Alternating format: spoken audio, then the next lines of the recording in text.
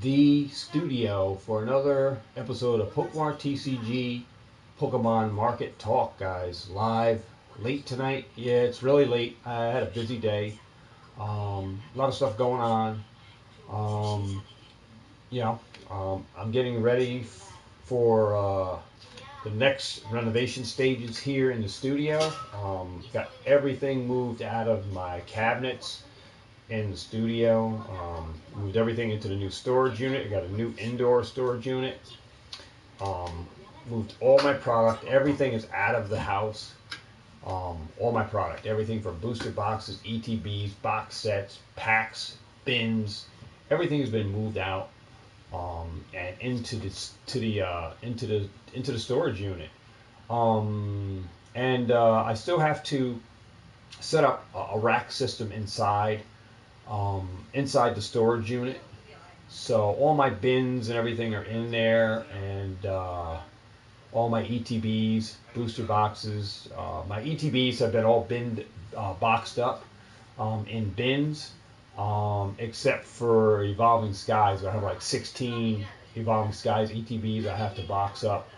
All my booster boxes are in booster box long boxes that I've been getting from Game Break. They've been helping me out with getting empty booster boxes, where I talk about actually empty 6-box booster box, the cardboard that booster boxes would come in when you order 6 at a time. So they've been saving those, and I've been getting those to put my booster boxes in, my sealed ones and my ones that I ready made from loose box sets and stuff, from stripping packs out of box sets and making my own hand collated packs, putting packs from the box sets in there. So I've been doing that. As far as what I've been doing as of late, I just picked up like a grocery store. I hit 2 grocery stores. Not going to name names, but I found 122 packs of Evolving Skies sleeve packs at 2 grocery stores today. Today. The reason why I'm not disclosing stores where I'm getting Evolving Skies sleeve packs is because if I list them, I have locals, somebody who watches this stream in my area who may not even be a subscriber to the channel, maybe going over there and buying out, hitting the stores before I get there, because I left some Vivid Voltage and grabbed only Evolving Skies last time, and I went back for Vivid Voltage. And my wife had checked earlier part of this week, and the Vivid Voltage were gone, and they had nothing. So my wife has been keeping taps on. I have her going on hunts for me. So I happened to go out today, and I found Evolving Skies. There was Vivid Voltage sleeve packs. I left those, and I only got the Evolving Skies. What I've been doing is, I don't know if you guys noticed what's going on in the market. Like, have you seen so much supply out there? Have you seen a lot of product lately at stores? Like, if you go into any like Barnes and Nobles, even into like Targets and Walmarts, they have a lot of product. I'm not sure if you guys seen it. I've seen a lot of that happening on YouTube, and I've seen it for myself. A lot of product on the shelf in stores as of late. There's no buyouts. There's plenty of product there on the store. You can literally buy whatever you want. A lot of Crown Zenith, a lot of Scarlet Violet, right? And some Paldea. I don't see as much Paldea as I do Scarlet Violet. But Paldea is rumored to be short printed, less product out there. But I smartened up this time around, is I know that Pokemon said that they were going to short print like Silver Tempest, but then what happened? Silver Tempest came out, and I've been finding Silver Tempest. Now I see Silver Tempest back at Target in checkout lane blisters. So I see this stuff back on the shelf long after, if you don't see it when it first comes out, and it's rumored to be one wave, because that's what they said with Silver Tempest, and then you see it come back out again.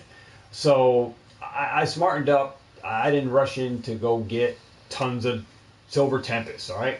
I just didn't. I just backed off a little bit. I just started, uh, just streamlining what I wanted to get. Mainly, my main focus still, to this point, right, guys, right now, is I'm still focusing on Sword and Shield stuff. Because I see the Scarlet Violet and the Paldeas. Just for me, maybe it's not for you, right? Lackluster kind of, like I'm not really impressed, but maybe maybe I'm making a mistake, but I think I'm doing the right thing. What I'm doing is I am just making smarter decisions where I want to park money at. And right now, for me, I'm still finding Sword and Shield base set sleeve packs. And for me, getting those at $4, the market price is $6 right now. If you check TCG Player on Sword and Shield, base set sleeve booster packs. Because if you don't know, sleeve packs do command a premium over regular loose boosters. There's two different pricings. So if someone's selling sleeve packs for $7, guys, that's probably a great buy. Like Evolving Skies, if somebody's selling sleeve packs for $7, probably a great buy, because those sleeve packs should really be going for like $10 to $11. They should be upscaled a bit because they're in a sleeve. They're not a regular loose booster pack.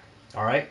So I think the market, people get a misconception between what pack should sell for, and some people believe that whether it's in a sleeve or in a checkout link list should be the same pack. It's worth $8.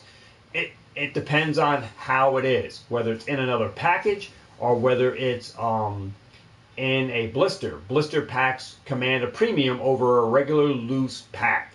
So there is a premium upcharge that you can charge to that pack outside of what TCG Player is saying. So you go to TCG Player and you will get the pricing for a regular loose pack, and you will get a price for a regular sleeve pack. Then you will get a price for a checkout lane blister, and that would be typically what the market value is. But then you got to do some research, check out eBay.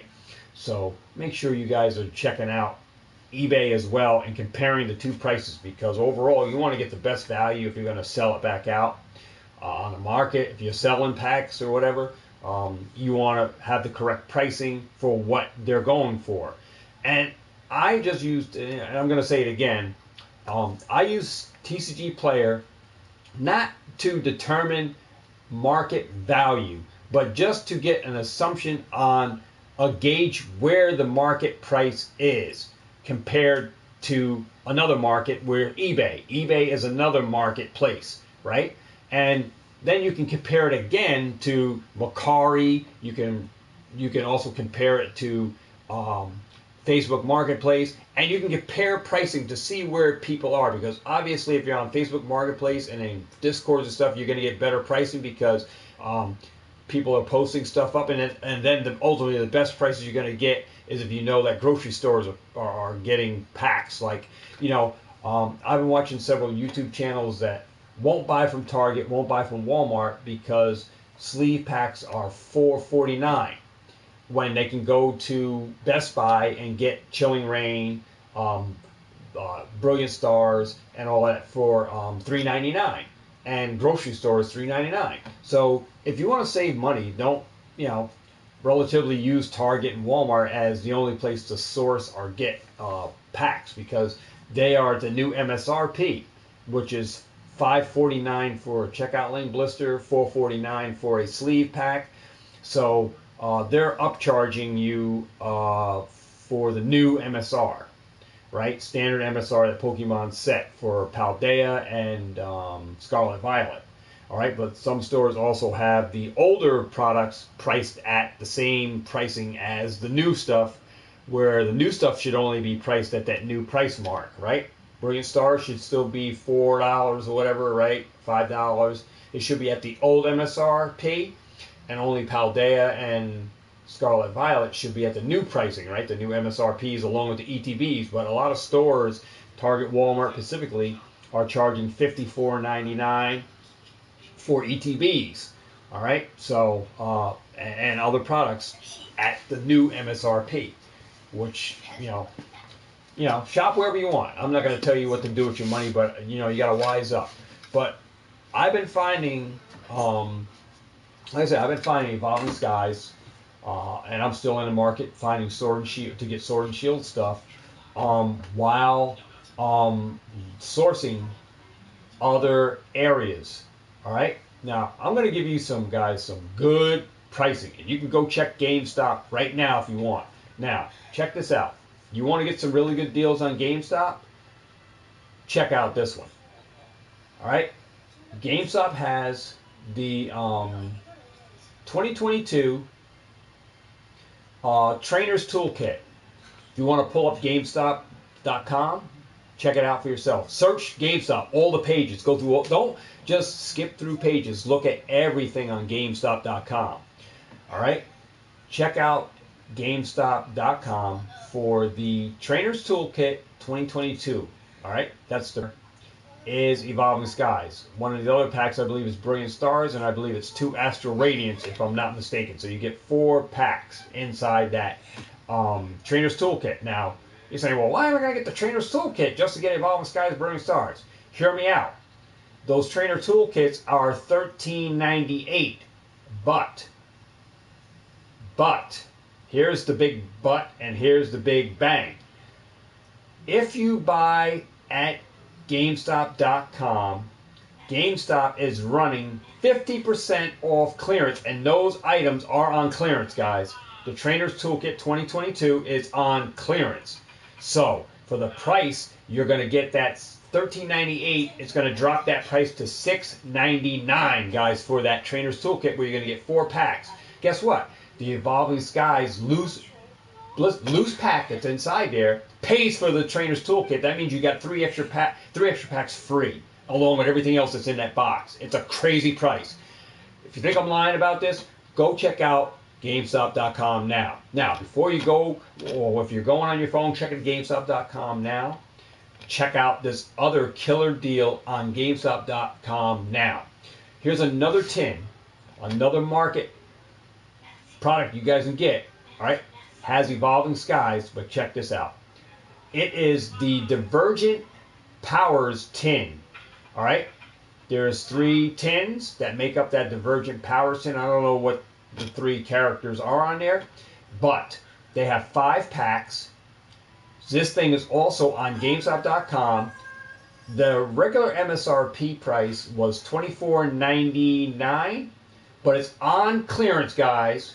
On clearance at $11.98. 50% off of that brings it down to $5.99 a tin, guys.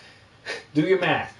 You get 2 packs of Evolving Skies, 1 Brilliant Stars, and I believe it's 2 Astral Radiance or Lost Origins or something in there. Something crazy, but you get 2 Evolving Skies, 1 Brilliant Stars, and then I think it's Lost Origin, Astral Radiance, or something like that. Something crazy, but you get 2 Evolving Skies. The Evolving Skies packs alone are worth picking it up for $5.99 because only 1 Evolving Skies pack pays for that entire Divergent. Guys, go check it out. If you think I'm lying, check out GameStop.com. All right, so there's some deals on GameStop, guys, where you can be. See, there are some. Like I told you guys, are going to be some deals going on in the market, and you guys got to be ready to unravel that wallet while you're trying to save up and try to save. It's going to be hard to try to put money in to put towards 151 and to put into Obsidian Flames when you got other deals that are out there where you can get these tins. Now, my assumption on how I was going to do the tins was I was going to buy them and just keep the tins sealed, but I was going to buy 36 of them, crack a few open just to make sure that the packs inside are still that, and then just seal away the rest of the tins, keep them sealed, and then drop them in a big box, note them up and what packs were involved in that. So at least I know for certain that those packs are still most likely going to be in those tins that Pokemon didn't change them up at any time. All right, so I'll know for certain by opening up 3 tins, various tins. I'll open up the same tin, 3 of one of each tin, just when I get all of them in, and just to see if Evolving Skies are in there or if they didn't change up the pack selection. But to my recollection, guys, right now, this is what the pack selection is. It's 2 Evolving Skies, 1 Brilliant Stars, and it's either Astral Radiance or Silver Temperance or something like that. I'm not sure. You can see some YouTube channels where they did the pack selection, which is still 2 Evolving Skies in there, and then you get a Brilliant Stars and 2 other packs, which I don't know. It's 5 packs altogether, but they're $5.99, $11.98 on GameStop, and then there's 50% off. It comes up in the GameStop clearance section where you can get 50% off, and I think the deal only happens online. They could match in stores, but it's up to the representative, the store associate, if they want to match the GameStop.com. All right, so make sure you guys go to GameStop.com and get yourself some Divergent Powers tins, guys, with the 3 characters at $11.98, $5.99 on clearance, and then make sure you get yourself those Trainer Toolkits 2022 for $13.98, $6.99 each, 50% off clearance. Check out GameStop. If any of you guys get any of the stuff from GameStop.com that I'm talking about, let me know, and let me know about what if you're opening up. Let me know what packs you're getting inside. So, as far as more market stuff, like I said, back to I'm still picking up Sword and Shield. I'm finding Sword and Shield. I picked up from Target. I got picked up some 2-pack blisters that had Chillin' Rain and Fusion Strike inside. And I'm buying Chillin' Rain.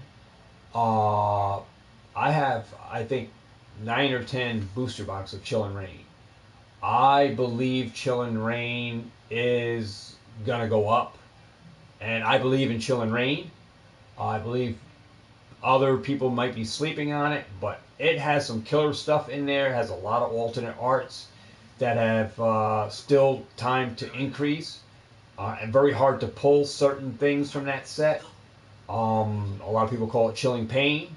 Pull rates are not the greatest, and that's a good thing that it's not the greatest. That means they're going to be harder to get, right? Harder to get those chase cards.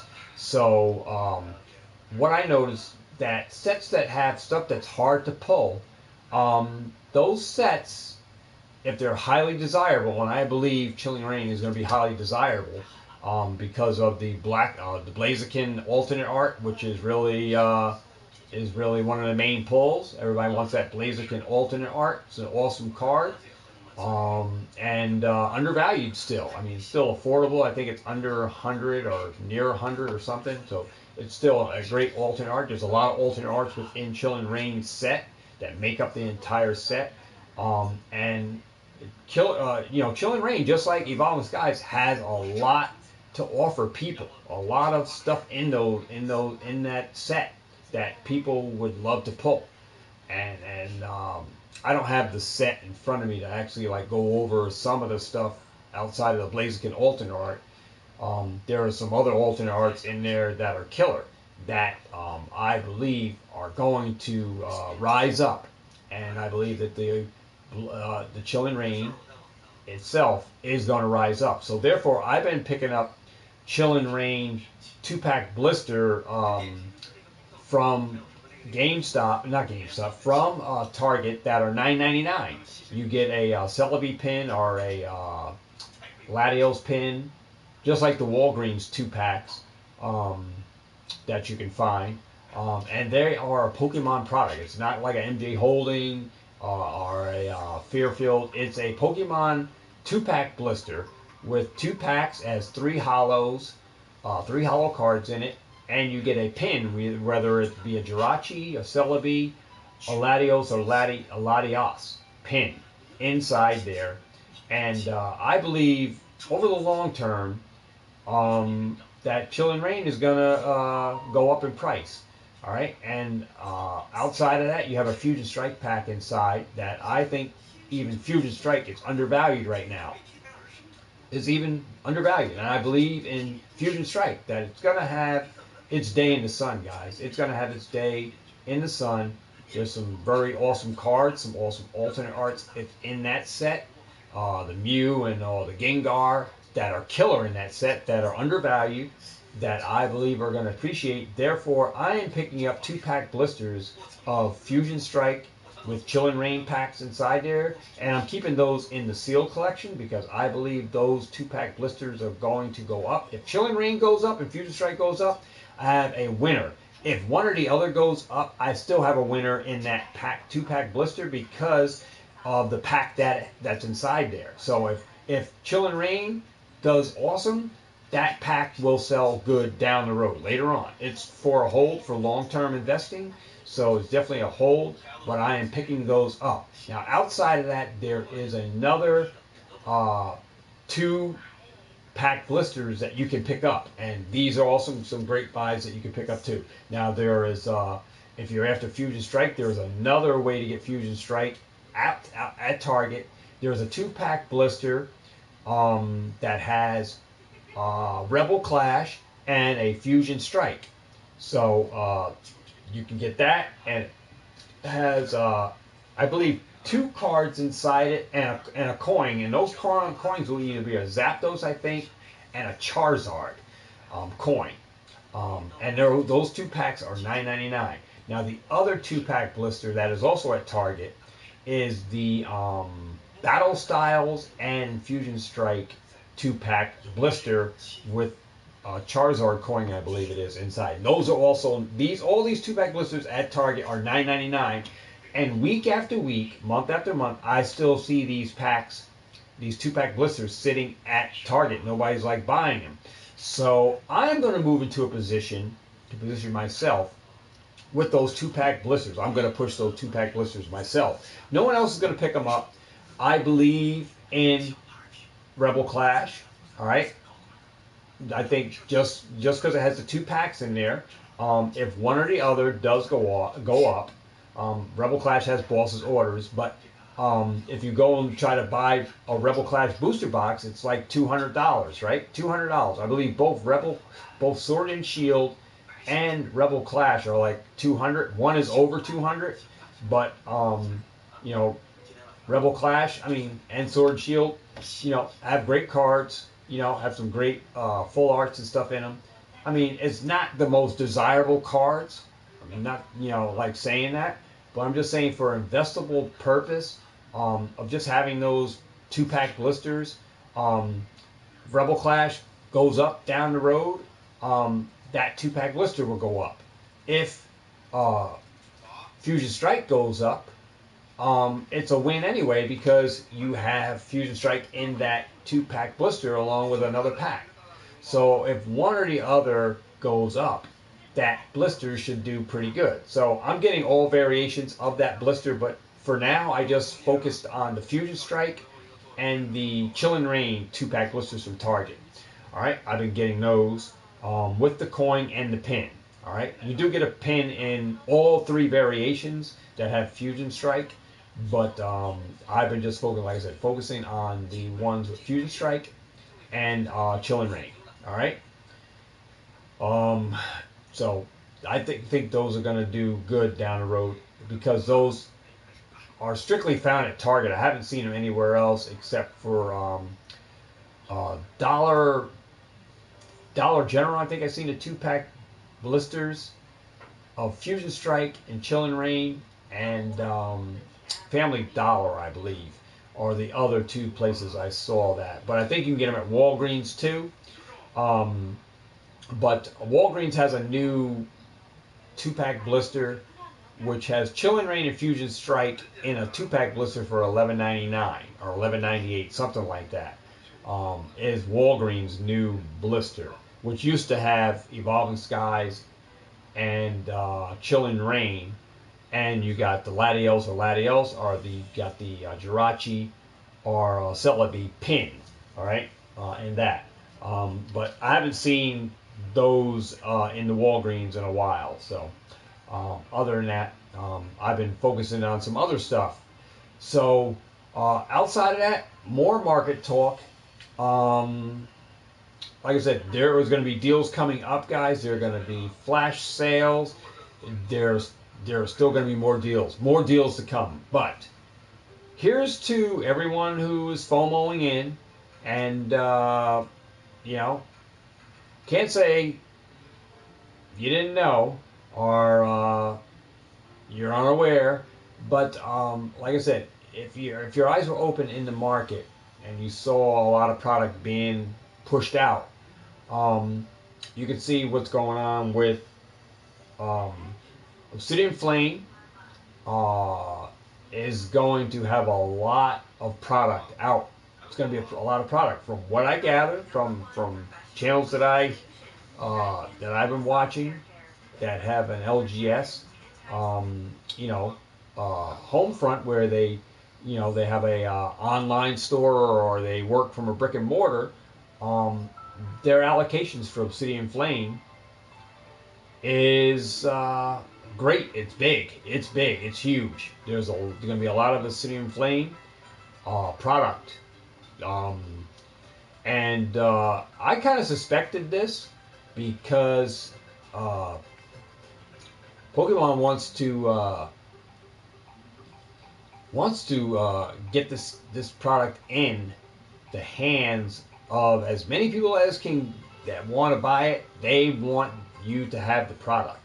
So they really pump this stuff out.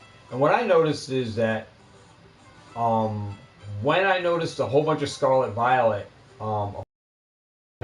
when a month ago or so, when Scarlet Violet came out, I saw all of this product.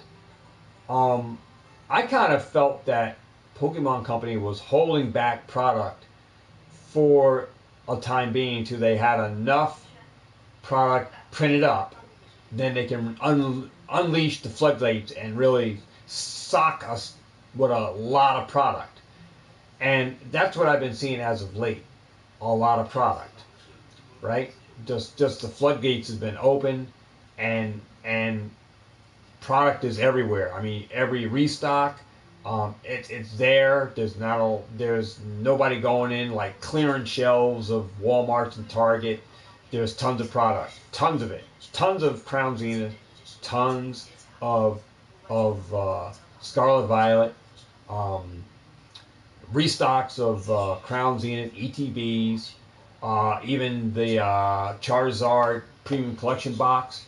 Still seeing that. Then we just recently had a Brilliant Stars ETB reprint. Tons of product still out on the shelf, and I've been seeing this for weeks. I go to a store, there's tons of product on the shelf, tons of sleeve packs, tons of blister packs, box set, the size or whatever it's called, the Sizzler or whatever it's called, that green 4-pack box, tons of Crown Zenith, ETBs of Crown Zenith, Scarlet Violet, even Paldea. Tons of it on the shelf, guys. Tons of it. So, what I see as far as 151, when I saw the Japanese end of it, I was watching PokeRev. He opened like a case of the product. All right, of the booster box, the Japanese booster boxes. I think there was 20 packs inside each box, and Rev was opening all the boxes up. And the prices for the boxes are, I think, $150 in Japanese. If you want a Japanese booster box, is like $150. The market really went crazy and drove up the price. And that's what happens with market when the initial price for the product is supposed to be like $50, $49 for the box.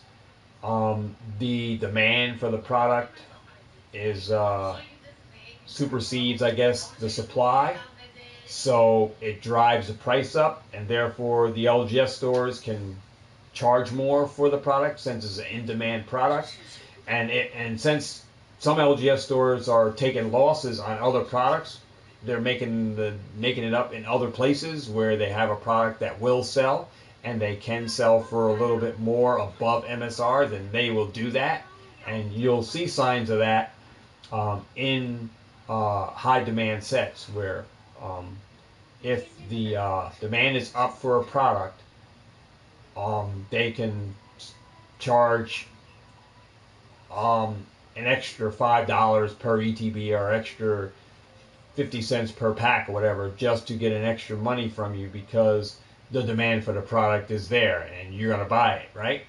So I do see that along with in the 151 in particular because of the waifu cards and everything that's in there, the Iona and all those cards that people, well, the Iona's in Paldea, sorry, but just because they want the you know those classic cards, they want the full arts and the trainer cards or whatever from the set.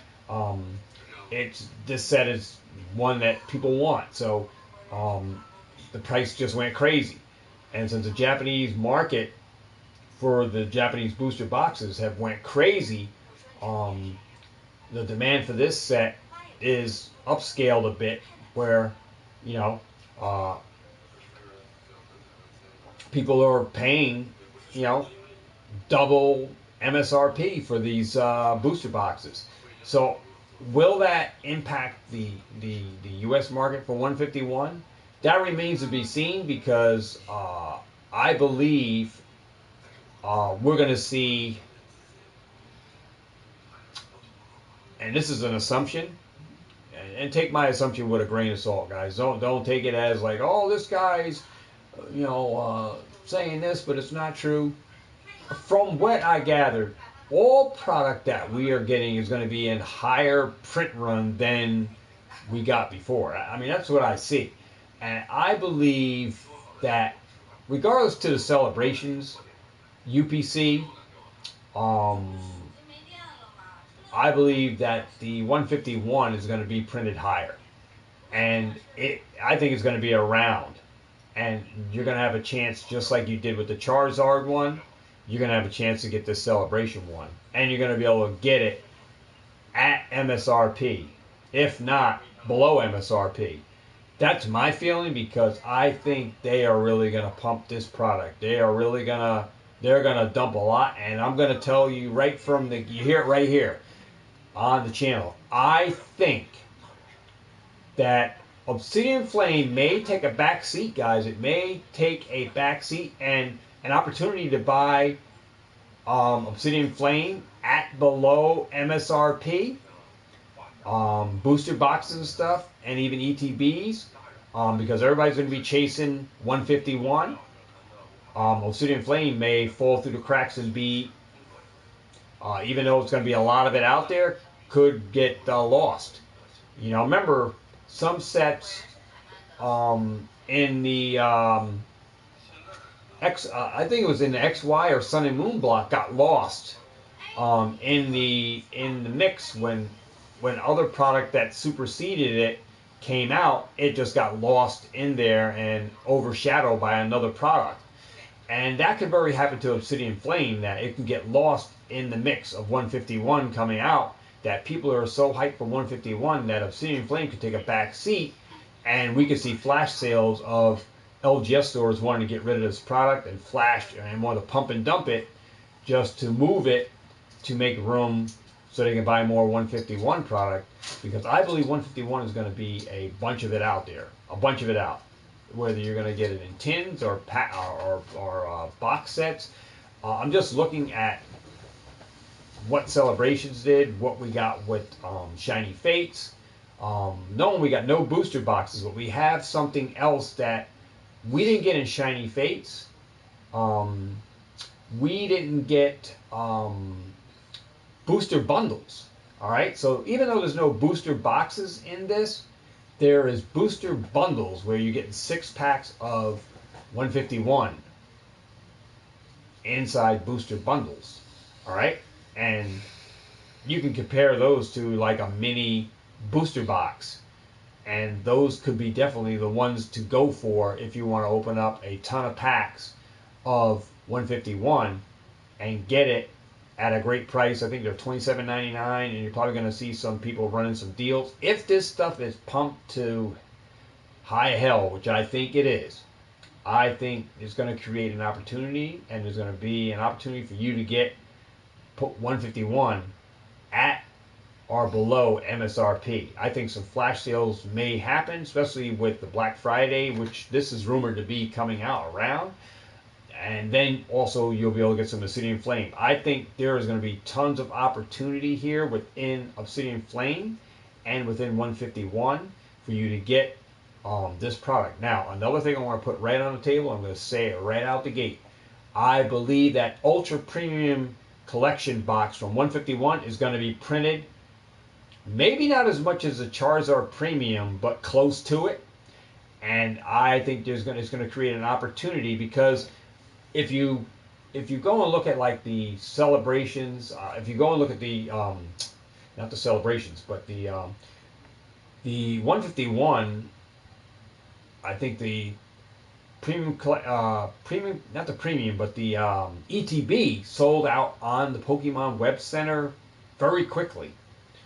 But if you go and look at GameStop and other websites that have the 151 premium, ultra premium collection box with the Mew on it, those are still in stock at $119.99. They're still in stock. You can go on GameStop.com; they're still there.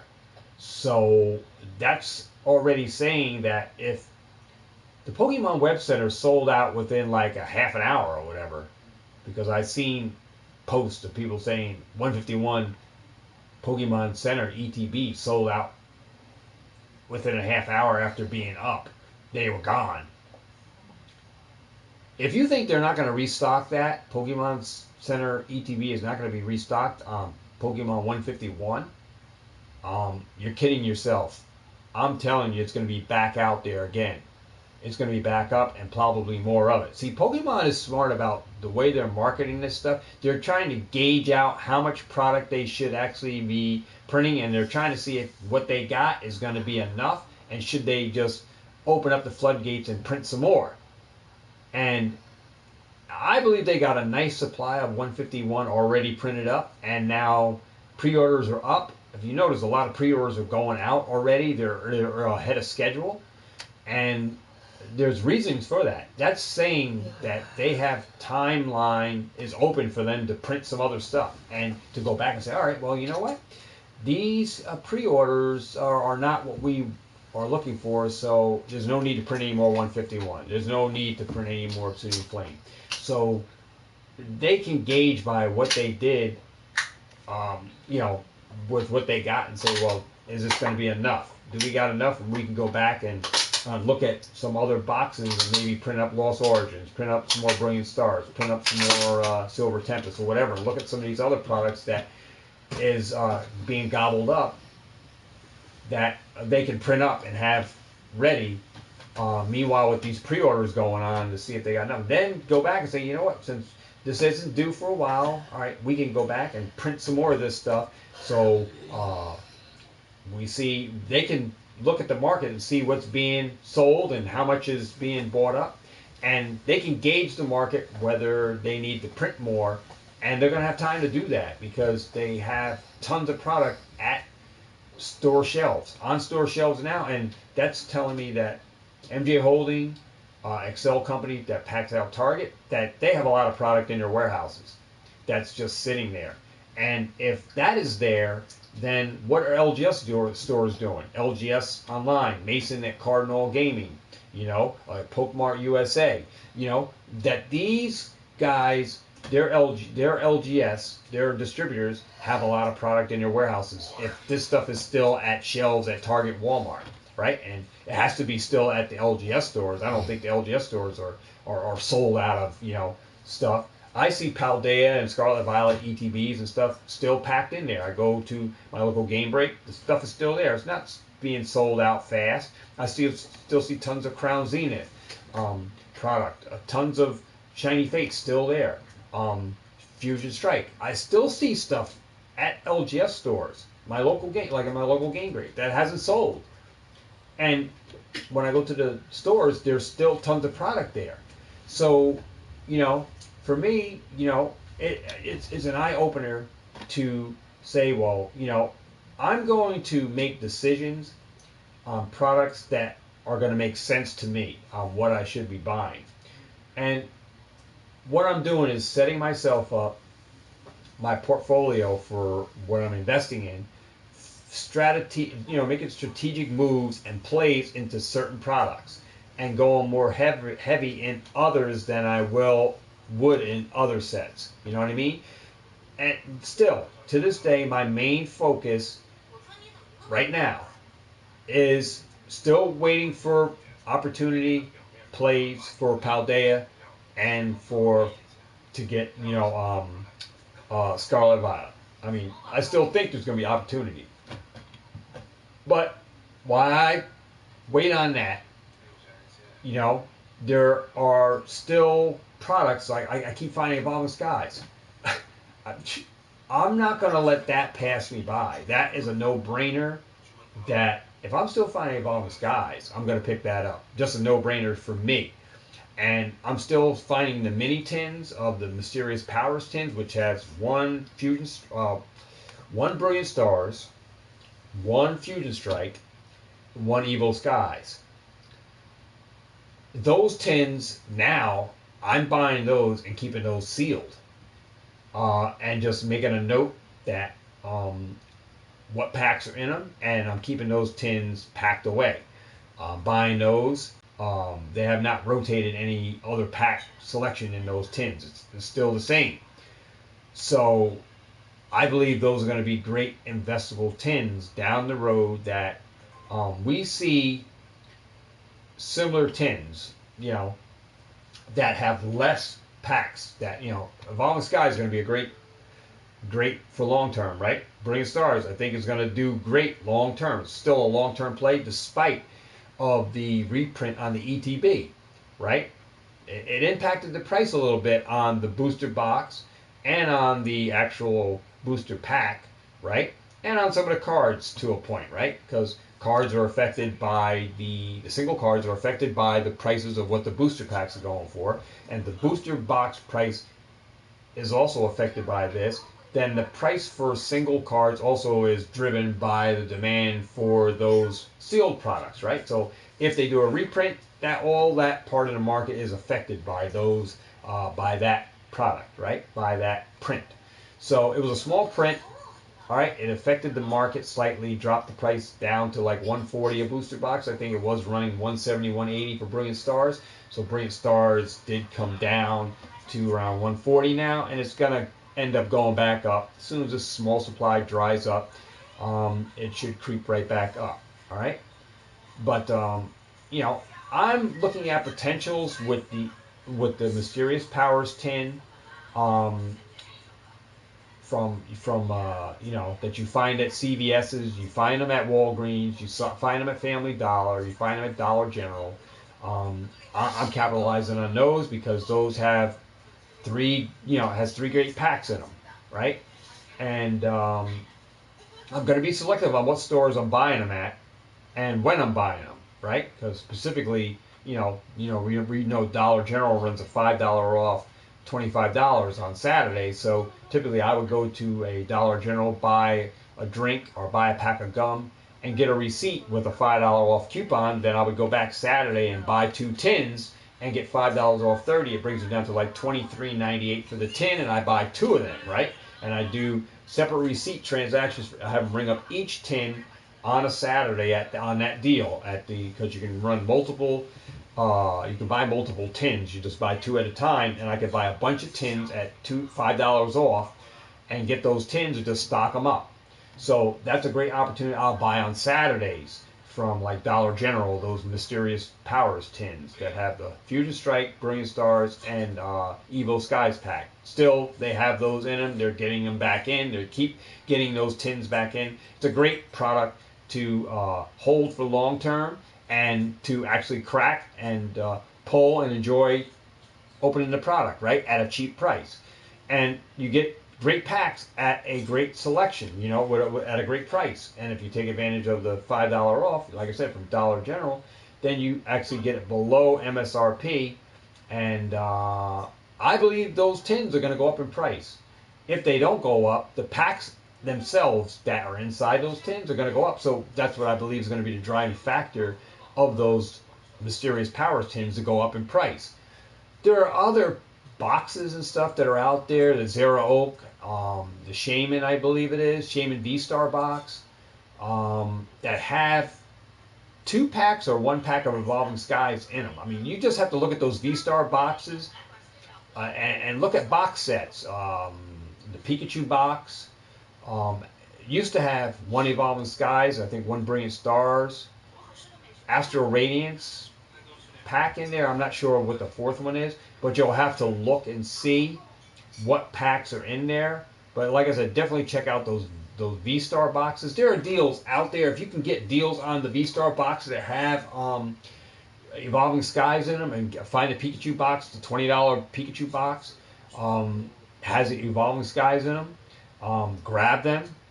Rite Aid has a sale on those tins. $20 is the original, and the sale price is $4.49 at Rite Aid. Baby Charmander.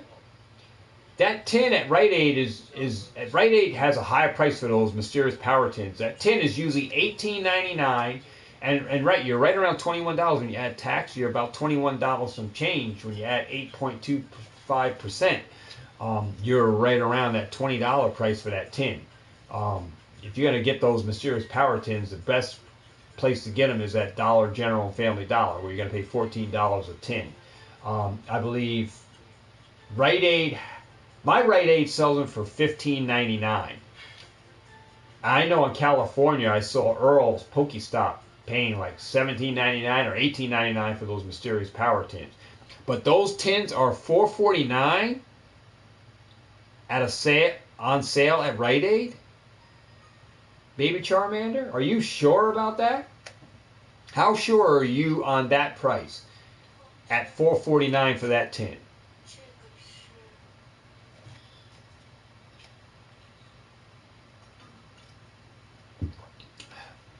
Some of my Rite Aids in my area have been lackluster.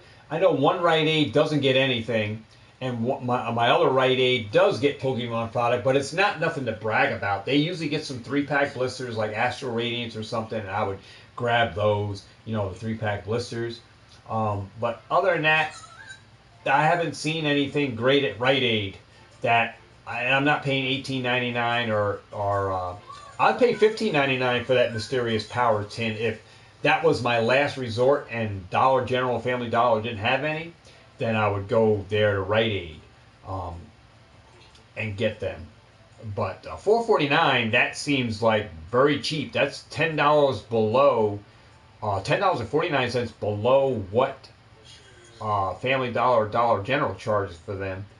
That is a great price. If you do the math, do the division, 3 packs divided by $4.49, you're at like $1.20 something, or $1.35 or something each pack, something along that line per pack. So that's really getting them cheaper. I would load up if your Rite Aid has those Mysterious Power tins for $4.49, Baby Charmander. I would load up on those tins from your Rite Aid. Take advantage of that deal at $4.49. Buy them out.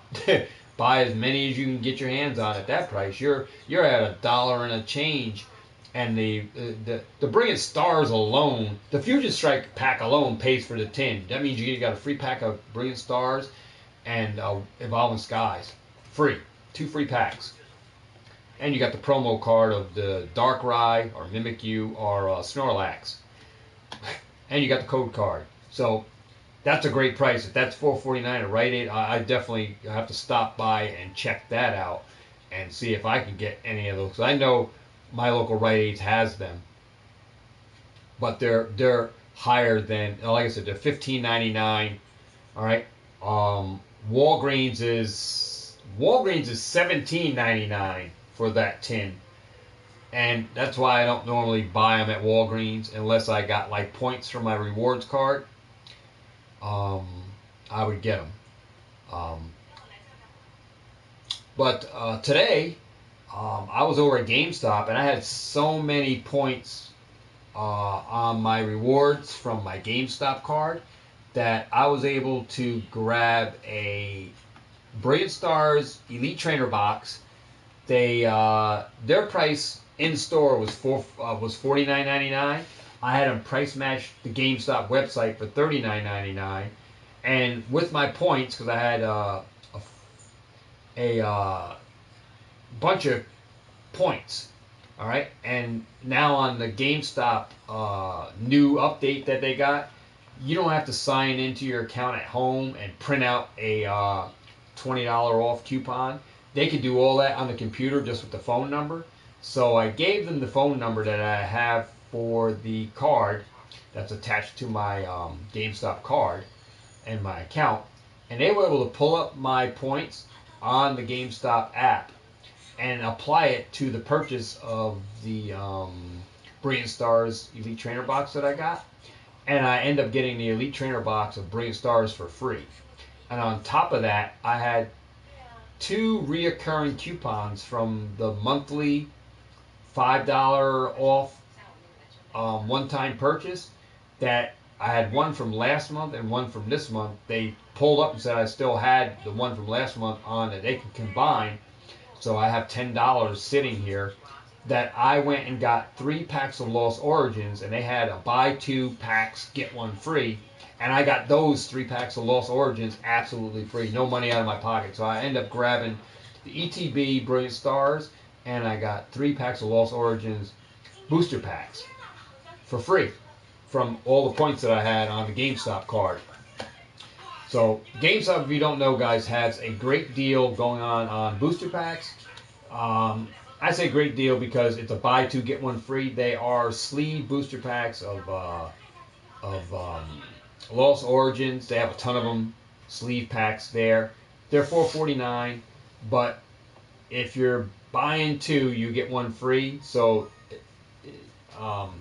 with the deal, let's see. Let me do the math. Let me do the math and see what that comes out to. So 449 times 3 is 1347. 13.47 divided by 3. All right, well, wow. Well, it's still, wait a minute. Whoops. We got to do, my bad. Why did that say 40? All right, 49 plus.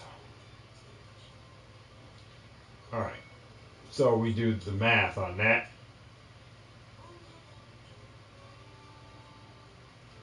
$2.99 a pack, so it's so it comes out to $2.99 a pack.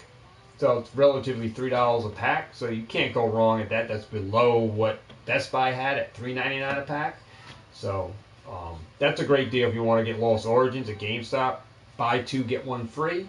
So you can get 3 packs, $2.99 a pack. So that's not bad for if you want to get a bunch of packs of Lost Origins. So not a bad deal. At GameStop for Lost Origins sleeve booster packs. If you want Lost Origins, the only sleeve packs that sale didn't apply to was Paldea. They said that buy 2 get 1 free deal doesn't apply to Paldea, Scarlet Violet Paldea. But you can get Scarlet Violet at that. I believe you can get Scarlet Violet for that price. But I did see a lot of Lost Origins. They had about 3 full rows of Lost Origins. All right, so that's what I did see. But other than that, I haven't been to Barnes and Nobles. Wow, I haven't been to Barnes and Nobles in months. But yeah, if you're still looking for deals, you can check Walmart.com. My Walmart is going to be back to carrying Pokemon, guys. My Walmart is going back to carrying Pokemon next month.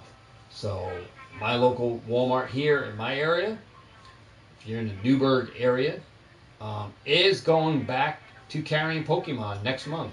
So some of the Pokemon product will be locked up, and the others will be loose.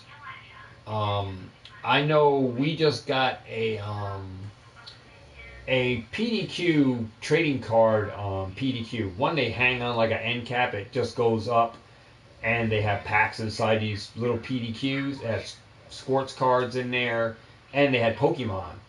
And I went through the PDQ, and they had Topps Chrome, Select Baseball, some basketball packs inside like a checkout lane blister, but the plastic over it. I found two Burning Shadows blister packs that had it was one pack, and then it had five foil, one foil with four other cards in it. But the price on that was $7.98. So, they had Lost Origins in there, Brilliant Stars, and they did have Sun and Moon base set. But I went back to get the Sun and Moon base set; those were missing. But I did find Burning Shadows in there, and I grabbed those. I guess somebody didn't go through it thoroughly. And I found two Burning Shadows, which I think Burning Shadows is going for about $10, $11 a pack. So doing the math, $7.98. Then I got a 10% discount on top of that. So still end up getting the packs below MSRP for Burning Shadows. So got those. Bennett Productions hit me up, was letting me know Rite Aid gets these the same, almost identical blister packs out there at CVS's. They get these like same kind of like PDQs with Pokemon cards in them, with five cards, one of them being a foil, and then you got you can get. I've seen people find Cosmic Eclipse in there, Burning Shadows, Lost Origins, Brilliant Stars, Team Up, not Team Up, Silver Tempest, Astral Radiance. But I only saw Burning Shadows. I haven't seen any even Evolving Skies was showing up in these things. I haven't seen any Evolving Skies in them. Burning Shadows was all that I saw outside of like Brilliant Stars, Silver Tempest, Lost Origins, Astral Radiance. All right, and I left those packs there because I don't believe those aren't worth $7.98. Only if you pick up the Evolving Skies, I would pick it up. If it was $7.98, I would pick up Evolving Skies if that was in the little blister thing. All right, I would pick it up because it's Evolving Skies, right? For that $7.98. But if it was Brilliant Stars, even Sun and Moon, I would pick those up.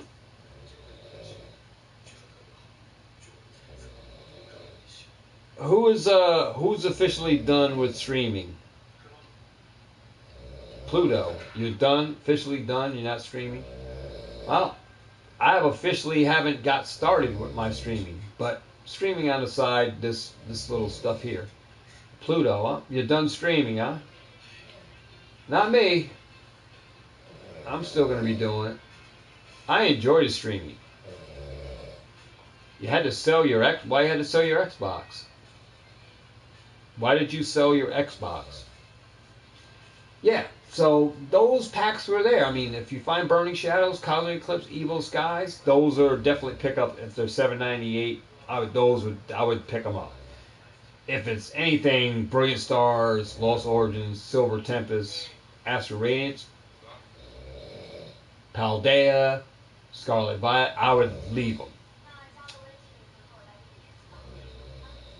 Oh, oh boy, that's not good, man.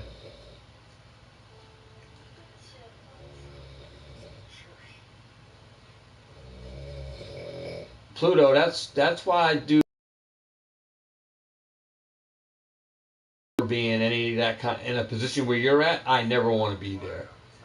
I don't live outside my means, and I I I just want to make sure that I'm going to be well off, right? I'm looking out for that.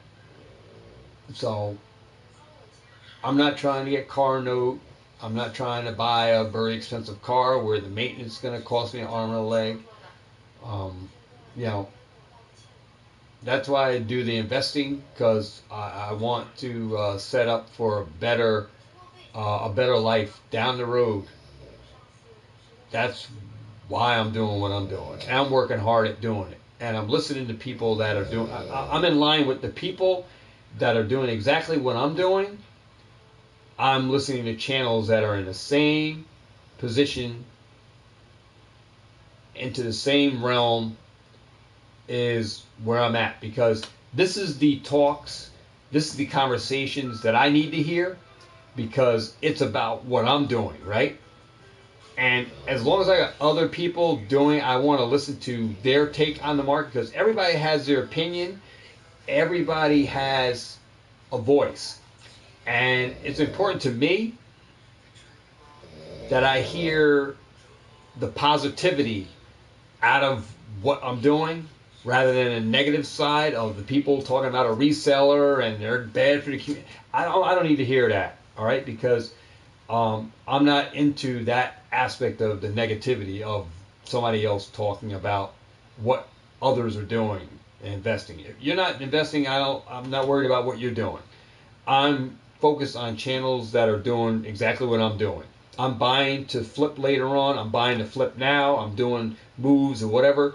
That's the mindset in the community on where I'm aiming towards and what I'm doing. And I need to focus in on people that are doing the exact same thing, because we're making moves and making things happen, and other channels that never talked about it are talking about that stuff now. So we're bringing people into the community that just used to open packs, and they're talking about the same exact thing now. So I know that where we're at, Nostalgianomics, Pokemart USA, Eli, we're on a different page than some of the other guys, and some of these guys are now talking about it. And now you got like where SM Pratt was talking about you can't invest in modern Pokemon. I'm sure he's second guessing himself now, because if you look at his background, what does he have in there? He has modern products. So, you know, like I said, some people, maybe SM Pratt was gatekeeping WotC, trying to gatekeep WotC and keeping people focused on the WotC stuff, and saying modern wasn't, investable. But it's the complete opposite. Modern is investable, and I need to be aligned with people that are into modern. All right, I'm not into WotC, so WotC is WotC. All right, I'm in modern. I need to hear everything about modern, everything concerning modern. Singles, cards, the market, analysis, pull dates that's coming out, up and coming products. I need to be focused on buy, sell, trade, what to buy, what to look for, why I should be putting my money into this set, what the outcome of what this set is. And I look at past histories of modern products and what the market was doing with that stuff then and what it's doing now, which aligns everything up to the newer product that's coming out. Why would I buy it? Why would I put my money into it? Where do I see that product going? I need to hear all this kind of stuff, and I need to align with channels that are talking about this stuff, because it's important to me to be well informed, to make a better decision on where I'm going to put money at. And I can't be dealing with other channels that have an energy that goes outside of what I'm doing. It's different than what I'm doing. You're not about what I'm doing. You're doing something else that doesn't help me with what I'm doing.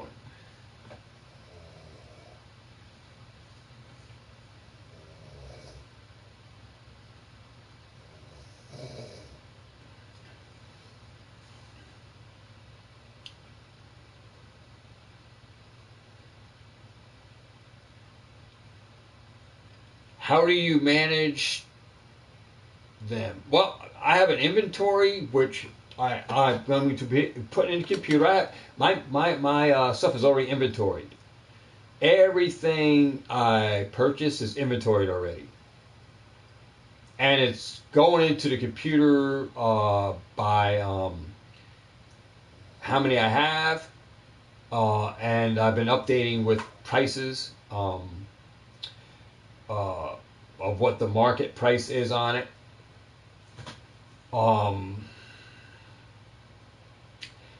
I may even be getting into selling on TCG Player, bulk cards, specifically like trainer cards.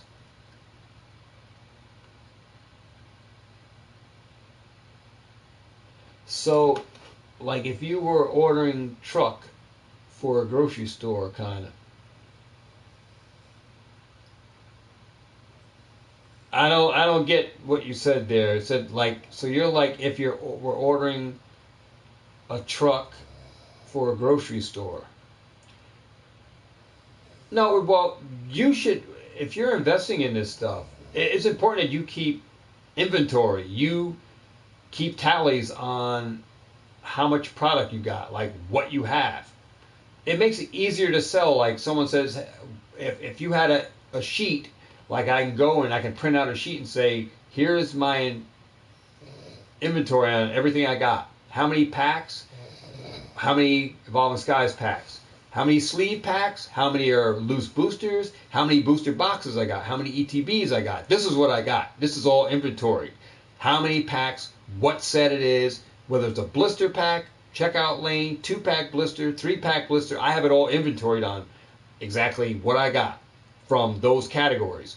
Loose boosters, single checkout lane blisters, premium collection blisters, 3-pack blisters, 2-pack blisters, booster boxes, booster bundles, tins, collection boxes. That's where I got it. Do I sell a lot? No, I don't. I haven't sold anything except my single cards. I sell single stuff. Like if I open up some stuff and I get a hit, like I still have my Garantina, the Garantina Altar. I still have that. That was up. That's up on Facebook Marketplace for $325. That's on Facebook Marketplace right now for sale. For sale. My Garantina Alt Art. No one bought on it. No one hit me up on Facebook for it. I took it down to Game Break. He asked me, did I want to sell it? I told him no, because they're going to give me 60% of the book. So it's not actual. I'm looking for getting, someone who's going to grade it. I'm looking to get a cash price for it versus, a discounted. It's different selling it to a shop than you would if you do on Facebook.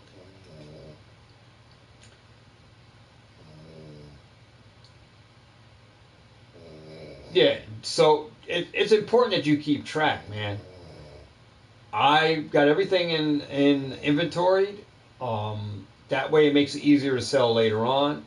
And it makes it easier when I make up my packs. I know how many I have and what I need to look at getting. So if I know I need some extra packs, then I know what I have product that has that stuff in it I can break down. I like buying box sets that I get at a discount or tins that I get at a great price or below MSRP that I can break down. I like breaking stuff down. Buying boxes and tins that I can either sell, trade, or break down later on to get the packs out of. All right. So I did a lot of box breakdowns on my channel, from Hidden Fates to other box sets, Burning Shadows, where I broke the ETBs. Probably was a bad move breaking the ETBs. I broke open over 40 something Cosmic Eclipse build and battle bundles that came with 4 packs. I bought those things for like $19 build and battle Cosmic Eclipse, and I broke all those bundles out. I took all the packs out of that, and it was all Cosmic Eclipse. Now, if you go back and look at what Cosmic Eclipse build and battle kits are going for, I think they're going for over 100 on Cosmic Eclipse. But that gave me a lot of packs of Cosmic Eclipse. And then I found a lot of tins that had Cosmic Eclipse in them, and those mini tins that I bought at Walmart. And I stripped out all the packs out of that. I found Evolutions the same way. I found Evolution tins, Evolution packs inside mini tins as well. I stripped those packs out of that. Got Evolution packs from um, BJ's, when BJ's had that extra Charizard Gengar box that had the extra 6 evolution packs on the side, on a side kicker inside the BJ's box for $18. It's crazy, you know. But BJ's was. I wish I would have bought more of those sets, because the Charizard box alone that had one of evolutions is going for over 100. So, you know, all I had to do was keep the 6 packs of evolutions, and I could have sold the Charizard box for 100, and I only paid $18 for uh, 10 packs, being 5 of them was evolutions. I mean, 7 of them was evolutions. You had one inside the Gengar box, one inside the Charizard box. Then you had some other Sun and Moon XY packs inside that Charizard box. I think it was either Breakthrough or Breakpoint, something like that was in those as well. But it was crazy in the BJ's. I wish I had bought more of those when they were there. But I had bought the Lugia box from BJ's, and that thing's going pretty good. And that has another like theme deck or something inside it that goes for just about what I paid for the Lugia box. So, you know, I wasn't able to get the other box because they only had the Lugia, and I only got 4 of those. So, you know, my eyes are open to finding deals on, the Charizard and the Gengar box are high. The Charizard box, I believe, is at 100 pack that came from BJ's. And that's, you know, Evolutions is at $20 a pack. So just think about it. If you would have bought those for $17.99 at BJ's, like I did when I bought them in the summer of 2 or 3 years ago, when they were at BJ's, and I brought the BJ's home receipt, and it was on the channel when I said I got them at this. I showed the BJ's receipt. I think there was $17.99.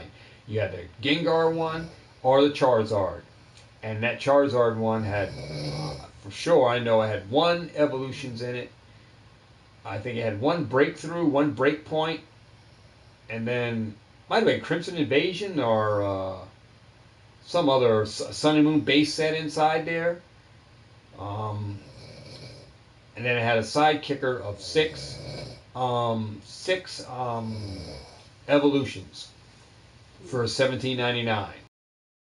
The unbox, take that wrap off, get the box. The box could still sell as whole. Get the side kicker and get the 6 packs of evolutions out of there. And that's what I did. I broke down tons of those boxes to get evolution packs. And I think I'm at 257 packs of evolutions. I think that's what my total inventory on evolutions is, what I got. I think it's 257. I think I'm in the 200 range. Actually, I can actually give you a count. I think I'm at 200, but I can give you a count because I had the book here.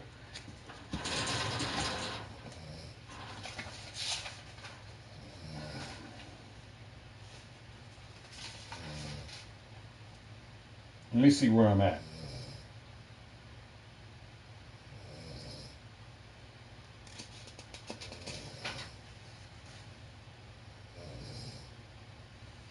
Where is evolution? 170. 170 evolution packs. 170. That's where I'm at. That's what my total inventory is on evolutions. 170. That's what I got.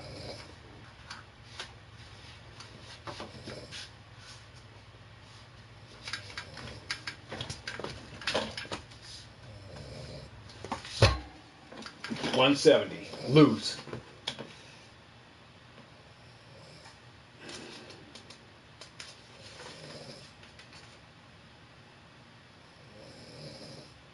Cosmic Eclipse, I'm at 414. That's how many packs of Cosmic Eclipse I got. 414. So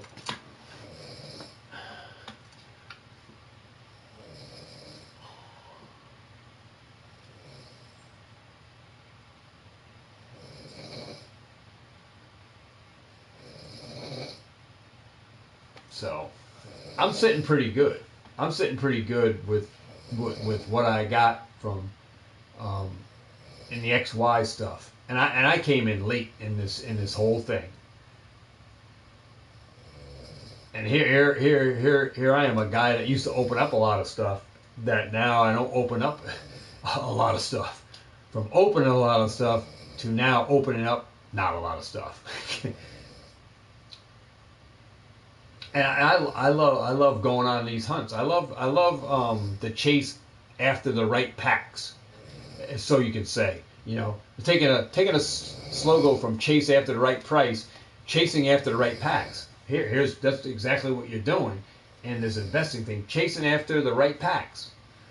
You know, making a mind decision. You know, what you should be doing, and only people that the most successful people in here that are going to be the ones that are doing it. You know, that are doing the things, the ones that are willing to take those, willing to take the risk. See, I don't have time. I don't have time to play games. I have time to invest and I take it seriously what I'm doing, and I'm going all in. And I don't care. You know, if it goes to zero, it goes to zero. You know what? But you know what? All I can say with this risk, it's a high reward. But you know what? I can say if it failed, I can say at least I was here. I was doing it. I was right in here. But I don't see it. I don't see it doing like the Beanie Babies. It's a total different. It's a total different market. And if you do it correctly, you can be very successful at it. And along this whole journey with this stuff, I've been learning a lot, and it's been helping me out. Helping me out with making having an open mind and making a clean cut decision on what I want to do, what I want to get out of what I'm doing, where I want to go with what I'm doing. And I know where I want to go. I have a direction. I have a direction on where I want to go, what I want to do with this channel. And like I said, I can't take everybody with me. Like I said, we have some people that dropped off, subscribers that dropped off. If you've been looking at the counts, I look at the counts. I see people dropped off. And I'm not worried about I can't be concerned with people dropping off the channel. That's your loss. You know, that's your loss. So you lose out. You know, but I have the whole world to gain from what I'm doing. I have the whole world to gain from what I'm doing because, you know, I was looking at Rattle Pokemon, and some of this stuff like put the bad taste in people's mouth, and this is the way I want to say it, and this is regards to like a Rattle Pokemon, and regards to people that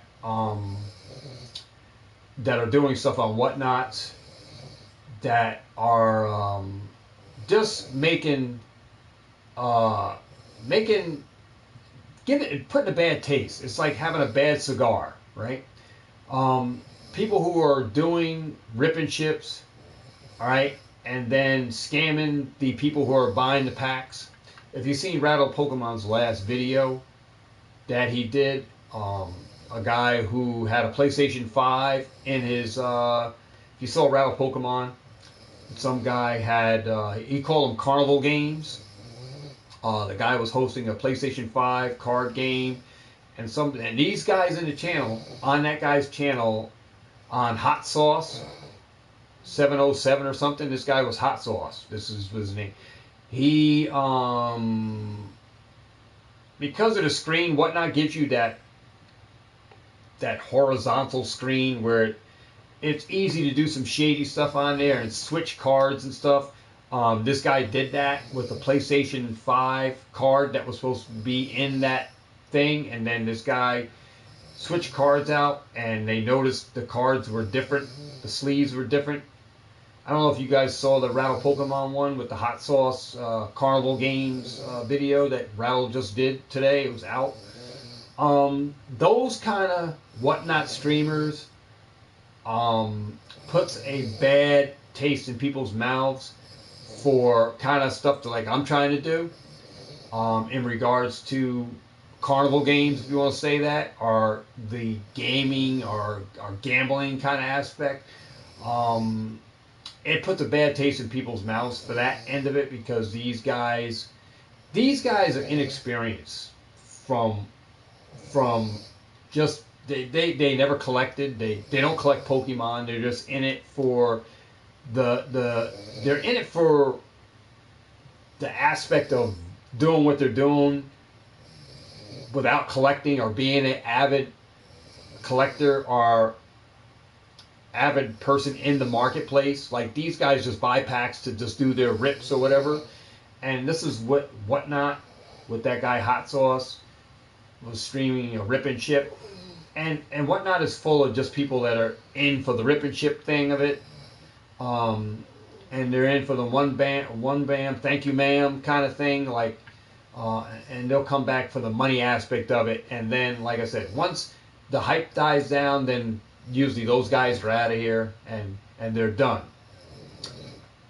It's different with the concept for what I'm doing. Is I've been in this going on like 7 years.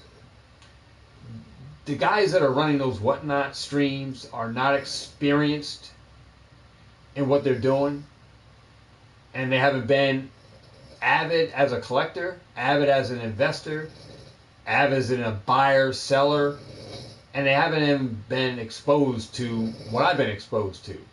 So it's different when someone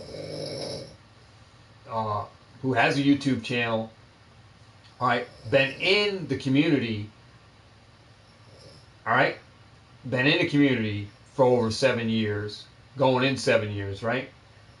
These guys don't even have a YouTube channel, right? They just have a following on Whatnots, is where they've been coming with their carnival games. It's those shady people on there that gives Whatnots a bad rep and a bad taste in this community, right?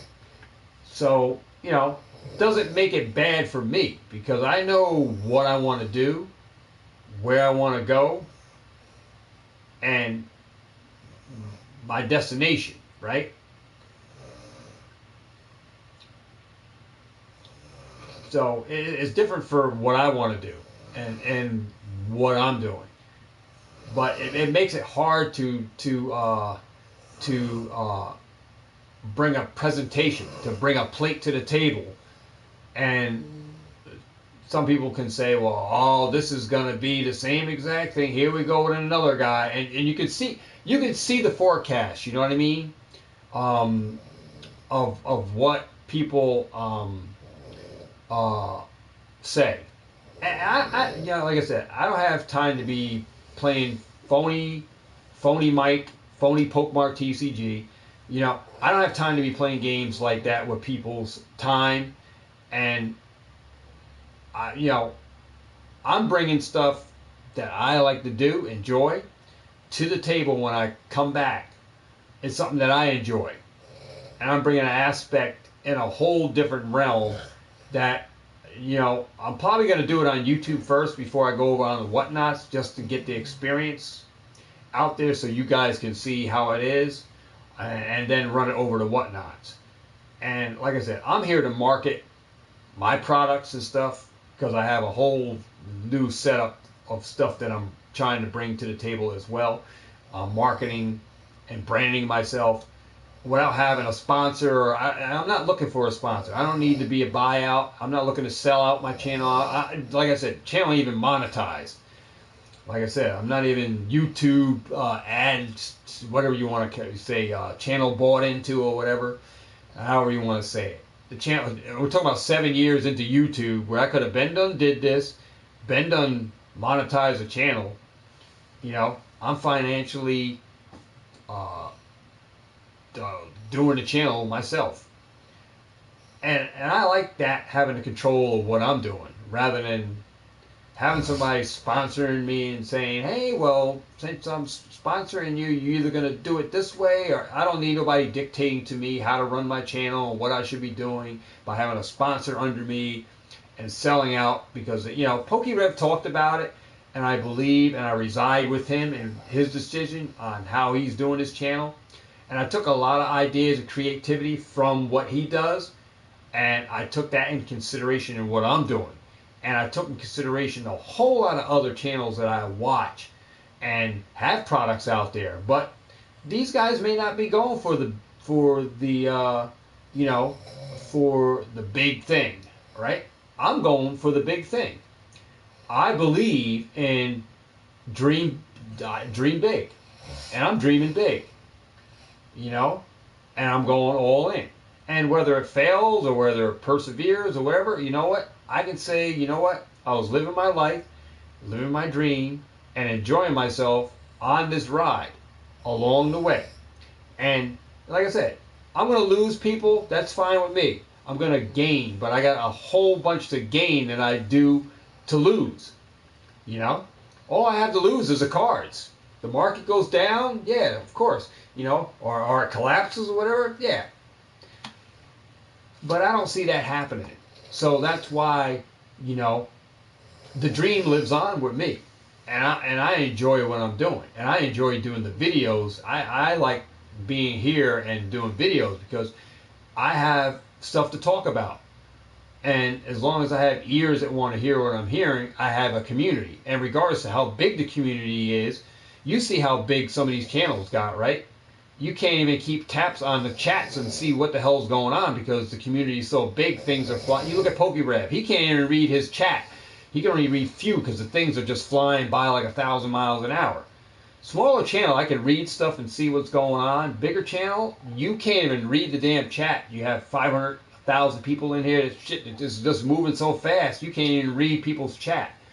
You have to relate on the mods to get back to you and say, hey, did you see what so-and-so said that he was trying to get a hold of you? It's hard to read the friggin' chat.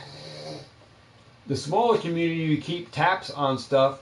But like I said, if it did ever go big, I have to think of something on how I can relate back to people. But sometimes it's out of my control. But if it happens, it happens. If it doesn't, I'm still good, regardless to how big the channel or how small it does. Like I said, I'm looking out for me because I still have a full-time job, and I'm still looking out for my retirement because I'm still doing what I need to do for my retirement. So regardless to that aspect, I'm still good. And sometimes you got to take your eyes off the bigger picture and say, I don't want to get YouTube fame. I want to get this. I want to do that. Sometimes that big picture doesn't come till later on down the road, and you just wait for that time, And sometimes it can take time, a long time. Like I said, regardless to where that goes, I'm in it for the long haul of it anyway. So regardless to the fact, Pokemon still remains strong. I have the product. So say one day I decide to say, you know what, I'm going to stop YouTubing. I'm too old for this. I'm going to retire so I can enjoy the rest of my life. And there's probably going to be a time when that does come. What happens to the channel then? Well, what I would like to either do is pass the torch either to my grandsons, Ambrose and Jadiel, see where they want to go with it, and then either, if they don't, then I either sell off the channel to someone who's going to do the same kind of thing or have the same kind of ideas that I have that can take over the channel and sell out of my stuff, because then there's going to be a point in time where I'm going to be too old for this, right? And, I'm just going to have the time of my life doing what I enjoyed and that I enjoyed for these 7 years on YouTube with the gaming. And wherever it goes, right? Wherever it goes. As long as I can say, I had fun in here while I was here. And that means more to me than having 1,000, 100,000 subscribers. If I just have a small community still, then it's a small community. I was still doing what I enjoyed, that I grew to love, and that I enjoyed doing. I still enjoyed it to the end. That's it. That's all I can say, and that's all I'm going to say. As long as I still got my job, my full-time job, and I'm still doing this, and I'm not going anywhere I'm comfortable to if this thing takes off, if this thing, now it's a shot in the dark like anything, right? If it takes off, then it takes off. I know I talked about saying going full time, but that's down the road. I have to figure things out here and see where it goes. But other than that, it still won't stop me from going full time if that's what I decide, because I'm setting myself up for success outside of the channel. All right, outside of the channel, you know, I got other things going on, other things that I'm still doing outside of the channel. So I'm going to be good regardless to that aspect. But like I said, I'm here for the long term versus these whatnot streamers that are just giving stuff like things that people want to do, games and stuff that people are bringing. Rattle Pokemon like craps him in the ass, because he's not into that. I respect Rattle for what he does, but he just promotes a bad taste for whatnot people that are making whatnots bad. And it gives the community for Pokemon, because it happens to be Pokemon stuff that these guys are shamming people, I'm saying scamming people on, that gives it a bad rep, because Pokemon is a gambling. It is a game. You're like buying a scratch off ticket when you buy a pack of cards. It's $4 a pack, $5 depending on whatever pack you're buying or whatever, right, at a retail store. And you're literally opening that pack just like if you're scratching off a dollar ticket. And most of the time you're going to lose. Most of the time the packs are not going to have the cards that you're looking in there. You're looking for that Umbreon. You're looking for that alternate art. Look how many packs Rattle Pokemon had opened to pull his Umbreon. Alright? Look how many packs. The odds are stacked not in your favor that you're going to pull that card that you're looking for. Alright? Just like a lottery ticket. You buy a lottery ticket, it's a game of chance. Alright? It's a game of chance. That you're opening all these packs, you're buying that booster box in hopes that you're going to pull the money card, right? You're going to pull that banger. You're going to pull that card that you've been looking for instead of buying it. When reality is, probably, for the sake of opening packs, you're probably better off just buying the cards you want from that set. Just buy them. Then you don't have to worry about the chase after that right pack, looking for that right card, the card that you want. Just buy it. And there are times in this market, and like I said, I've been buying full arts. So what Rattle did with the hot sauce guy, he says that this guy was stacking packs, like resealing packs, and then the camera was hidden where he had some sealed packs that he switched out for packs that he already opened that had some hits in there, but the bangers that he found in the packs that he opened up on camera for people, but put them to the side after he cut them because he was going to go through those off channel and just give out the packs that he clipped already, that he looked through and didn't find any big bangers. Those are the ones he was selling back to the people that he already had stacked on the table, but you don't see him switching the packs out because he moves the camera or puts his hands in positions where you don't see that stack being moved. So this was another thing that guy was doing, but then the guy shows on his channel all his hits that he got, all these big banger cards. For me, I own banger cards, but these are banger cards that I've been buying that I posted on Instagram that you can't say, oh, well, this guy is doing something with the packs, when obviously if you check Instagram, you will see I got card pickups. Those same cards that are in that acrylic display case, I have photos of them on Instagram and they're dated. So you can't say that I'm stacking cards in my favor so no one ever gets stuff, when or I'm stacking packs and you're not getting those cards because you're getting packs that weren't opened, right? I already have cards that I've been buying from the card shops. I've been posting them in, and it's credits where credit is due. It's to protect myself. So no one could say that this guy over here is scamming. Look at the display. Look at all the hits. How come I'm not pulling hits? Well, it doesn't mean that I'm pulling them. I've been buying the cards. And I'm buying them because I am putting them in for stuff for people to get as bangers. If they don't get a hit, I'm going into my reserve, into my pull box, all right, for you to get a hit out of there. And I'm only dealing with full arts. So those same full arts that I'm buying, I'm spending the extra monies, all right, to get banger cards for you in the rip and ships. In case you don't pull something, I can give you something, all right?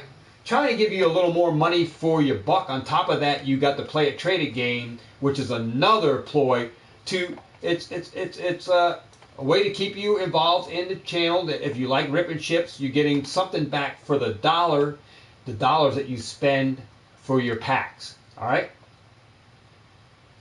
So I'm trying to go one above the rest with what I'm doing on the channel, so it makes it a positive experience for everyone on my rip and ships, and I'm glad that I'm like taking a back seat. It's kind of like a back seat that I got this whole year to work on stuff, to figure out stuff, and I have another thing, and you guys are hearing on the live here. So if anybody uses this word, Pokebucks. You ever hear that? Pokebucks? Keep it in mind. All right? Keep that word in mind. So if you hear somebody say, oh, I got Pokebucks, I'm not going to tell you what I'm doing, but I got something in the works with Pokebucks. So keep that in mind. All right? I'm just going to keep you guys on that level, and I'm not saying anything further. Pokebucks, guys. Pokebucks. Keep that in mind. 2023, you'll hear a lot more and what I'm doing. So I got a lot of innovative things that I want to do. Some things that are only going to be on here. And like I said, Rattle Pokemon may not like the gaming end of it, the gambling aspect of it, but like I said, we got our machines that are going to be here, the coin pusher, and we're going to have the slot machine, which is already here. Now I have the room for the slot. I have the room for the coin pusher now. And I may end up having to get that and just put it in my storage for now until I can get it into this room.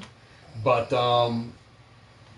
we'll have a coin pusher here for the play it trade it. And, you know, other things in the works, guys. Other things. Like I said, I'm glad I took a back seat. It gives me time to, you know, let everybody else put their cards out on the table. Let everybody put out their mystery packs and all that stuff. I get the whole full view of everybody's stuff, and I get to do my own thing and just go one up better. But I'm going to do a comparison when I do my product lineup. I'm gonna try to get a PokeRev pack. I'm gonna try to get some of these other mystery packs, a Poke Jace pack, a Poke Chloe pack. I think Eli has a mystery pack. Poke Vault has a Poke box, Poke Vault, but I think I'm not into slabs. But I have my own kind of slab thing I'm going to. You got some other things going on here, guys. So you're hearing me talking about slabs, right? But my own Pokemart TCG kind of like slab. I'm going to say kind of like slab, but it's not graded. All right, it's not graded. All right, it's not graded by me or anything, but I have an idea with a slab usage. But like I said, that's on the burner.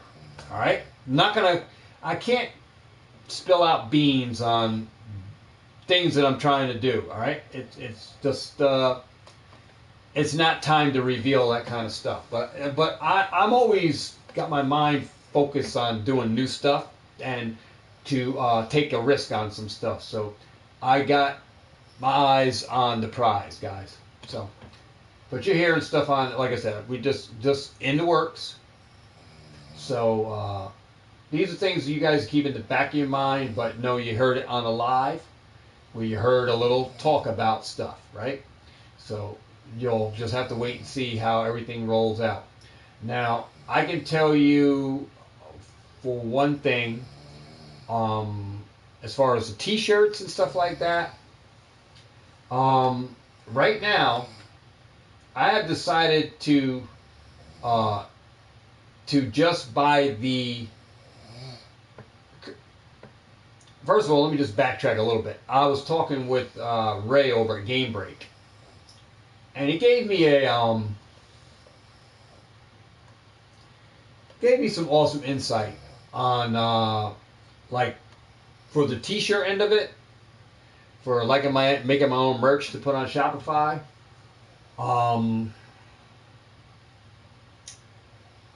I told him I wanted to about the printing machine, the actual press, to make my own do my own silk screen shirts, but using the digital heat DTS machine to make my own prints.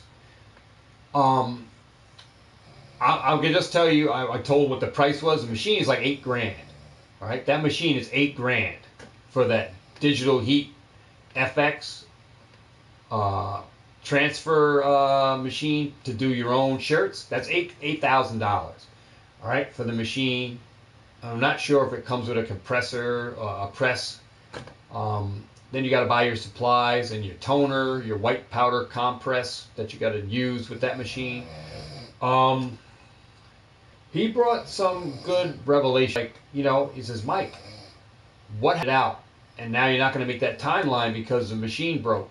He says, now you're down for maintenance on the machine. Now you can't do that print. He says, now you have to wait, get a repair guy to come out, fix that machine. Or send the machine out if you can't get a repairman. It could be a month, weeks to get a part or whatever, or get somebody over. He says, that's money lost, money for repairing.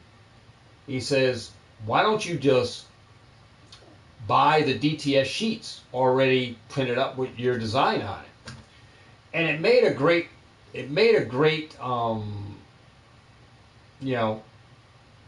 cost dollar for dollar, like versus like upkeeping, maintenance, having a machine, throwing out $8,000 to buy the machine, then have to buy all the. I would go out and buy the machine, right? Buy all the powder, have extra backstock of powder, so I extra DTS sheets and all of that. So I'll have a stock because, that's what you would want to do. You would want to have enough stock in so you never run out, or if you get low, you have an inventory system set up so that, supplies get low, you order enough by monthly checking out your inventory on what needs to be ordered and order on a month to month, right?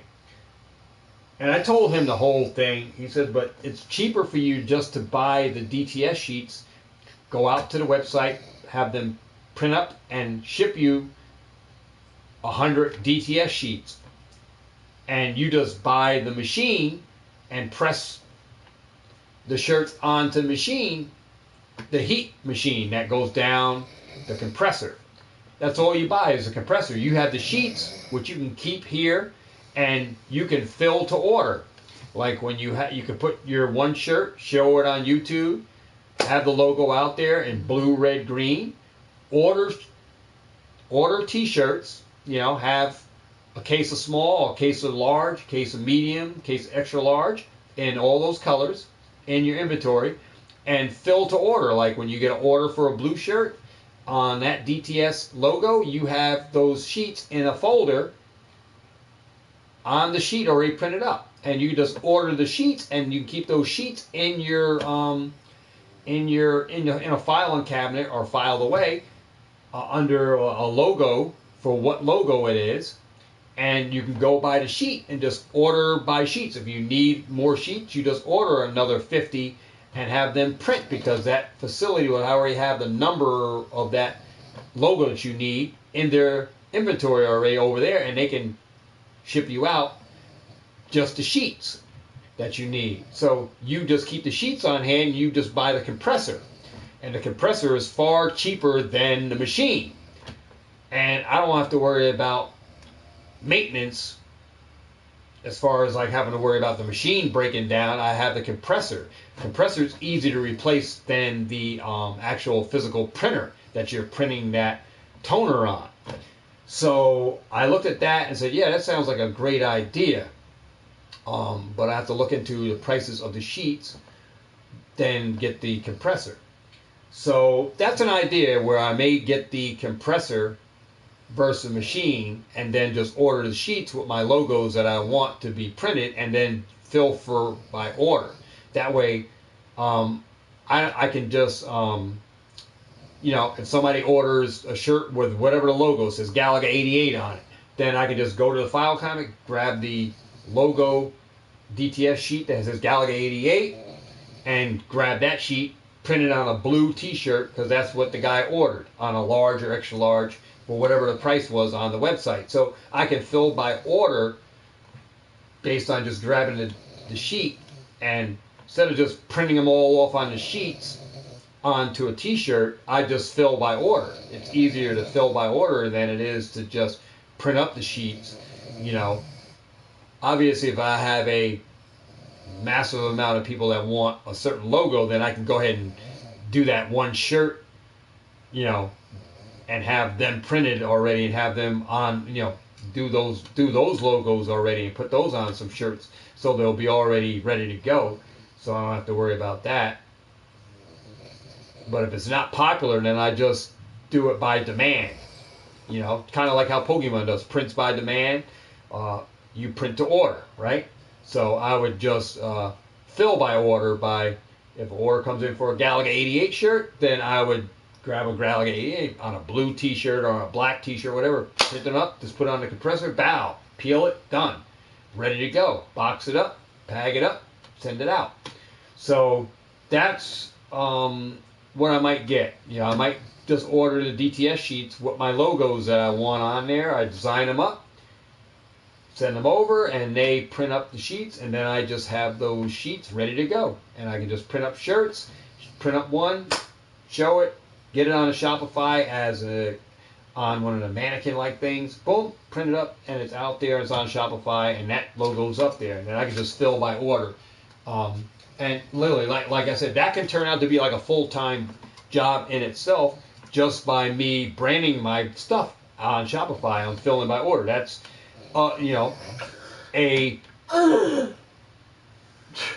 all right over there. That's a some kind of revenue coming in. Like I said, that can be utilized for the channel or whatever. Like I can take percentages of the t-shirts that go into equipment for the channel and stuff. So there's ways with marketing the product, branding my own products with the merch, that can actually help the channel with buying new equipment, maintaining the equipment, helping to produce and brand other products that I want to put on Shopify to brand under the channel logo. So there's a lot of different stuff that you can do with marketing yourself with a Shopify or even a Square website or whatever. So these are avenues that I'm looking at, all right, with branding my own t-shirts and stuff under my Pokemart TCG. And like I said, then I have the other channels like the Modern Pokemon Investor channel, and I got the Code Card channel. So the other two YouTube channels that, like I said, those can be added hustles, added revenues when they reach their mature state, that now I'm working on those and get those up to par, and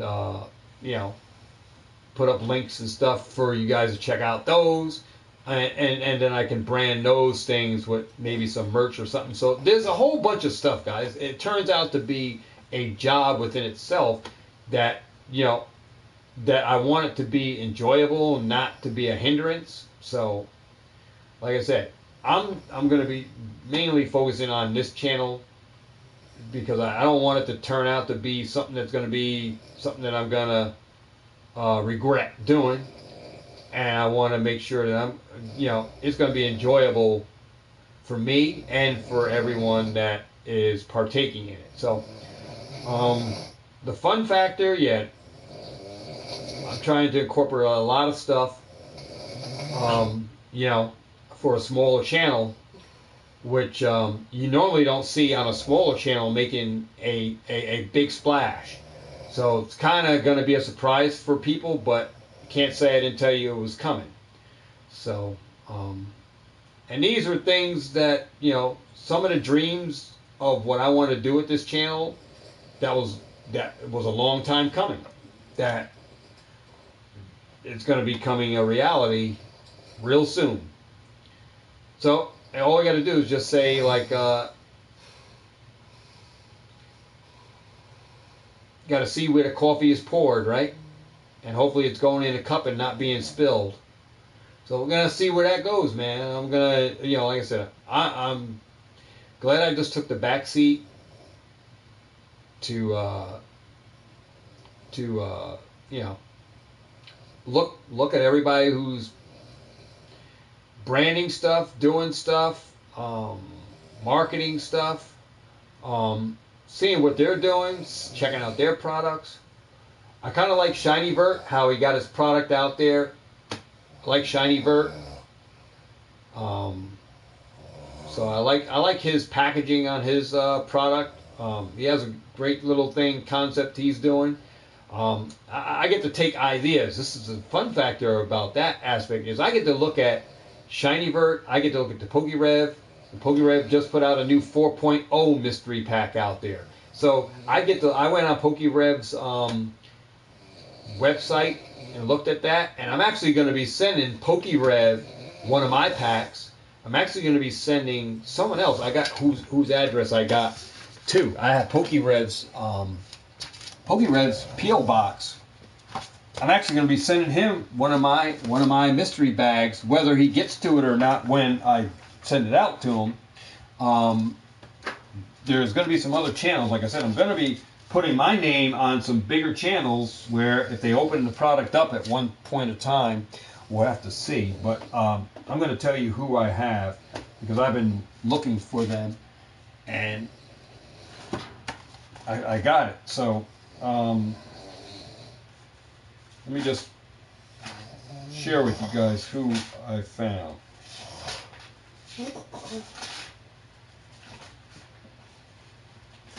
Just trying to go through my books here. Okay.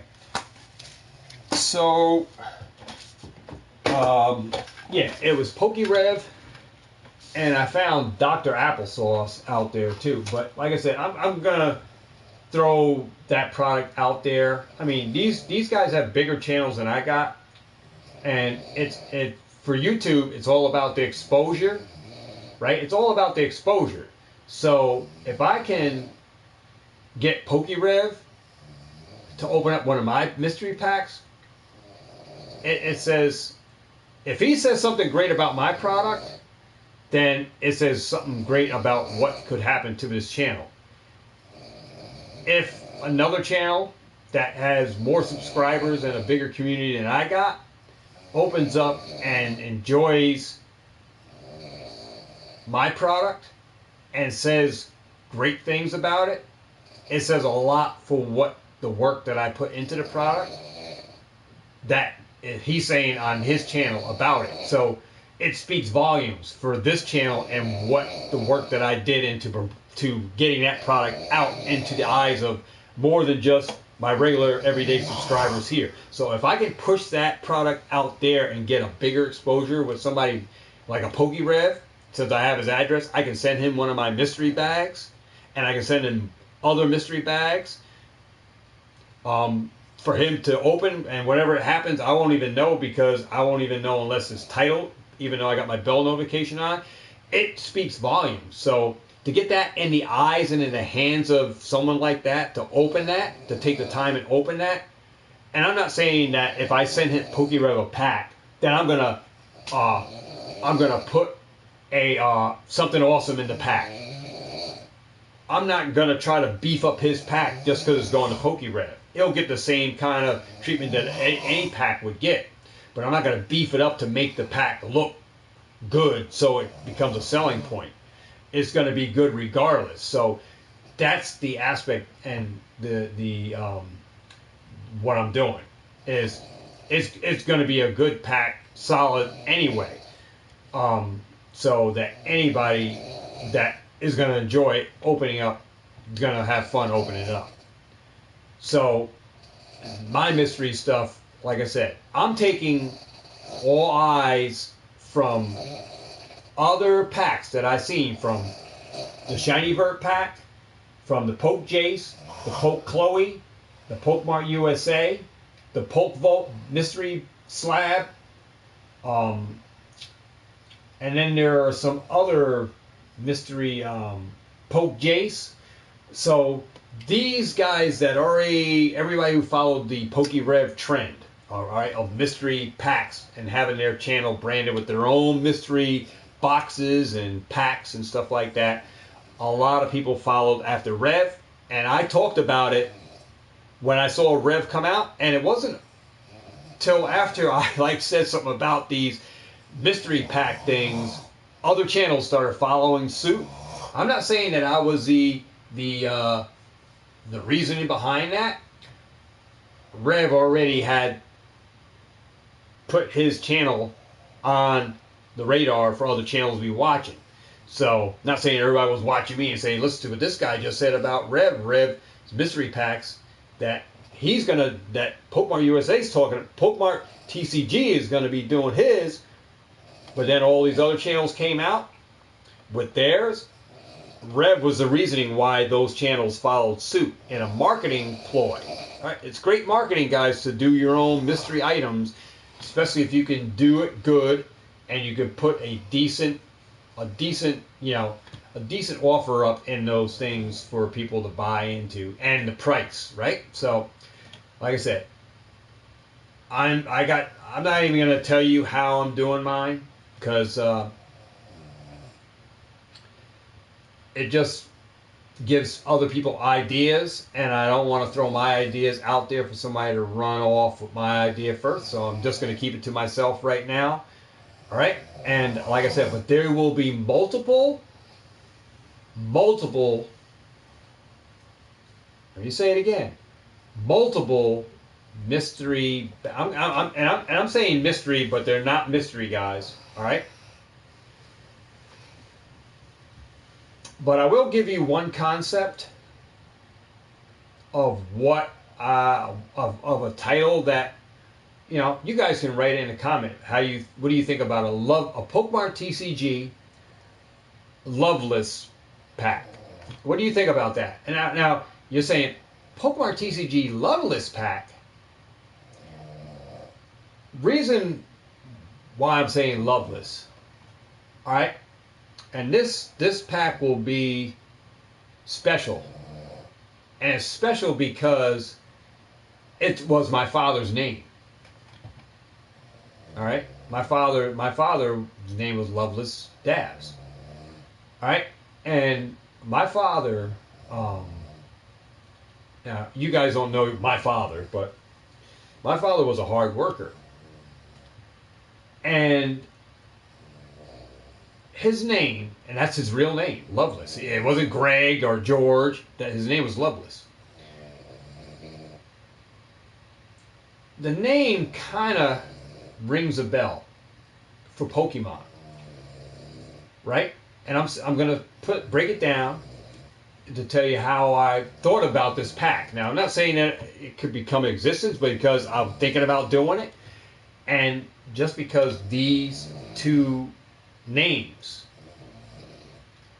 love, right? We all love Pokemon, right? we all have a love or a passion for this hobby, for this community. We want to see Pokemon continue to live on. A lot of the people in the community, right, want to see Pokemon just continue to build. We want to see people continue to join in. We want to see people continue to pour into this hobby, right? But also, regards to um, um, agendas and stuff, we all make a list, right? We make a grocery list. We make a list of cards. We make a list of packs, stuff we want to pick up. So my father's name, and to make this pack come up and do a reality, love list comes into Pokemon under a Pokemart TCG love list pack. It's love that we have for this hobby, and we always carry a list, or we make a list of stuff that we are trying to, cards that we want to pick up. We bring them to the LGS stores for what we want to pick out. You know, this is the list of cards. This is the list of booster boxes we want to pick. We make a list. So those two names come in conjunction with making this pack become a reality. So I'm just saying, all right, and it would be in the it would be like a special pack because it was for my in the likeness of my father is why I would do that pack, is because it makes kind of like sense with the name for, you know, this hobby of Pokemon. Yeah, so, and like I said, if you think I'm kidding with the name, I can actually bring up his obituary and his picture and show you on there that's his name. So it's Loveless Davis Dabbs. This was my father's name. His middle name was Davis. His first name Loveless. They call him Love for short. Crazy name, right? For someone to have a name like Loveless, right? All right. So that's where I came up with, and you know, remembrance of my father, I would do like a pack called the Loveless Pack, the Pokemart TCG Loveless Pack, and it would be under, you know, just because, you know, it was my dad. The name makes sense. I would do it in remembrance for him because he was a hard worker, just like I'm working hard to do what I got to do here with this channel. It's a lot of, if you think this is easy, guys, you know, if for me to be around and this long and still be doing the channel, and if I was solely like relying on subscriber base saying, hey, well, you know what, the channel failed, you know, we're not growing in subscribers, I would have thrown in the towel a long time ago. I was just looking solely at subscriber base. But I believe in the bigger picture of stuff, that, you know, we were all made to do great things, and that's what I'm here for. I'm here to do great things, and the great things is in the likeness of what I am going to do with the channel. And you know, if we grow, we grow. If we don't, we don't. But in the broader insight of everything, I am living my dream, and that's what I'm doing. That still, I'm going to be here, just like I was here when I got my first subscriber. That, you know, like I said, you got to put things to the wayside, and there's been a lot of channels that have gone, and that they, you know, they were in for whatever, whether it was for the dollars or whatever it was, they were in it for the money, whatever, or they thought their channel was going to blow up and it didn't, and then they got discouraged. Well, that could have been me, right? I could have gave up, threw in the towel, say, you know, screw this channel, it ain't going what. But you know what? I'm still here under all the circumstances. I'm still here. And like I said, you know, I think big or go home. And I'm thinking big. So I'm still doing it. And regardless that if we go big or if we don't go big, I'm still going to be here. But nothing's going to stop me from enjoying what I love to do. And here I am. I love to do the videos. For the love I grew on Pokemon. and I have the love for video games. And like I said, you know, the only thing that's going to take that away is death, right? Death does me part, because then with death, I'm not going to be able to do anything, right? So that's the only way that kills this. And I'm going to live my passions for what I love to do, and I'm going to enjoy the time that I have here on the channel doing what I love. And that's it. But like I said, the dream is going to be the dream. And regardless to the outcome, I'm still going to be here, just like I've been here all along. But like I said, I'm so glad I took the time. It's been a year break. Still got time before I even come back. That when we come back, I even told Ben about my intro song, because I think it speaks for the channel itself, through the ups, through the downs. That song, I'm just going to say that song inspired Rocky to become the champion. And I still got the I for Pokemon, guys. So with that said, you probably know what the song is. But that song is like I said, through this channel's ups and downs. Yeah, it makes perfect sense for that to be the intro for this when I come back. So look for that, guys. So I'm here. I'm here for the until I can't do it no more. I'm here. But while I'm here, I'm going to enjoy what I'm doing. I'm going to continue to do what I do. I got to get everything that I need to continue this journey in the new renovation of the studio. And man, it's just going to be a blast. That's going to happen in 2024. And sometimes, I mean, some of you guys say, "Oh, it's such a long time off. When you're coming back?" But I'm still here. I'm back, but I'm not back as you know it. I'm not back here talking or streaming Pokemon, right? I'm not here opening packs. I'm not here one-on-one like with the camera focus where you can see the studio and do. I'm here on the back burner, but I'm here telling you on what's to come. And like I said, there's views, everything fell off because I'm not doing the videos and stuff.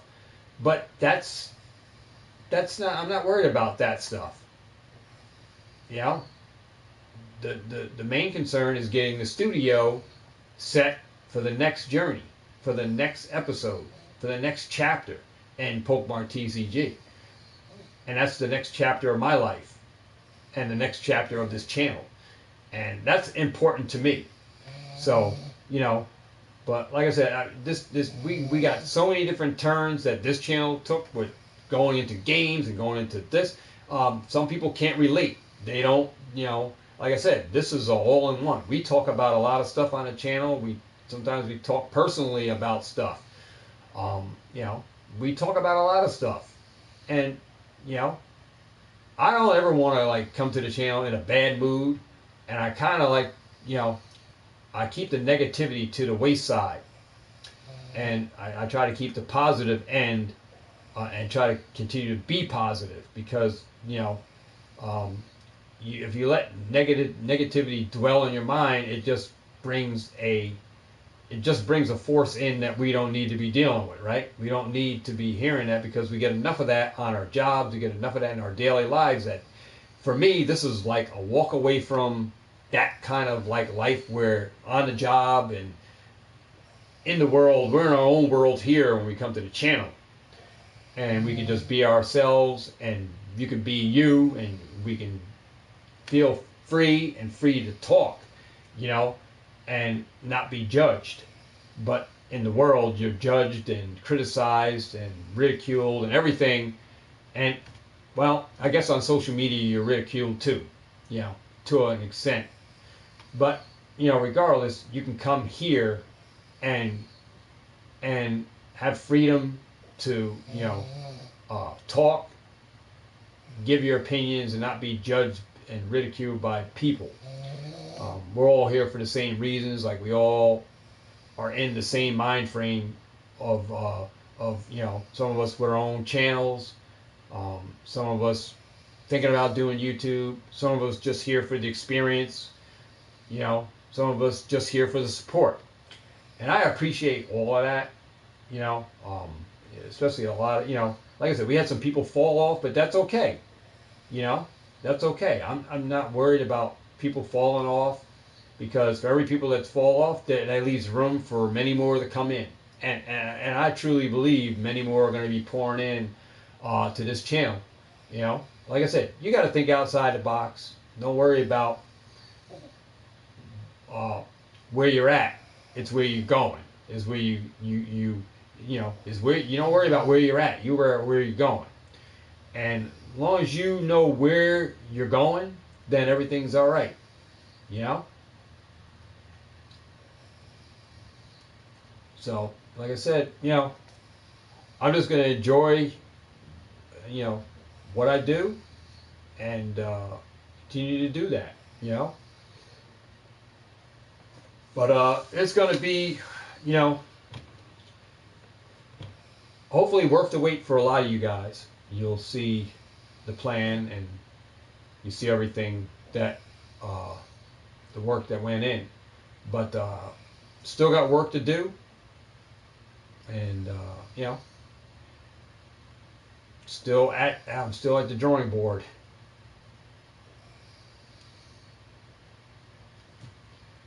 So, that's it. But like I said, I've seen so many things going on in the market. It's just been absolutely mind-blowing to see what X and Y, Sun and Moon stuff, the products, what they're doing, the packs. I mean, I'm loving it because I have that stuff. It's just great to see, a lot of people hate when you talk about, I guess in the Watsy stuff, I don't know, they hate you talking about values of your stuff, but I like my stuff to be worth something. I like to talk about stuff going up, outside of having a house, oh, hon, our house, we just got our evaluation on our house.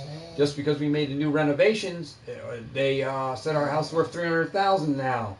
That's great, right? That's great news. You hear your house is worth more than what you're paid for it or whatever, right?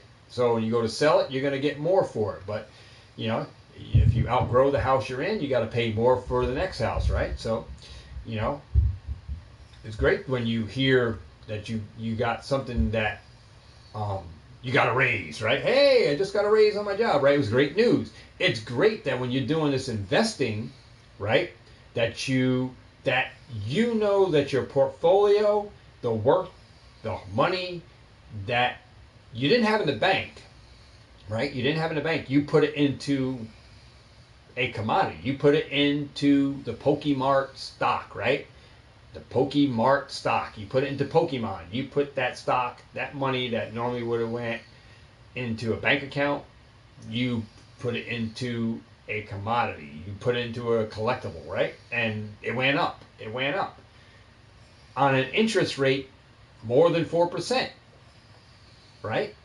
So if you had left that in the bank, you would have got 4% interest. And here it is, your booster boxes are giving you more interest than it would have been if you set it in the bank. And I'm not saying that you should have less, don't put all your money into Pokemon. I'm not saying that. I'm not a financial advisor, but I'm going to say I'm a financial instructor, because I can instruct you on certain things. It's up to you to make the play.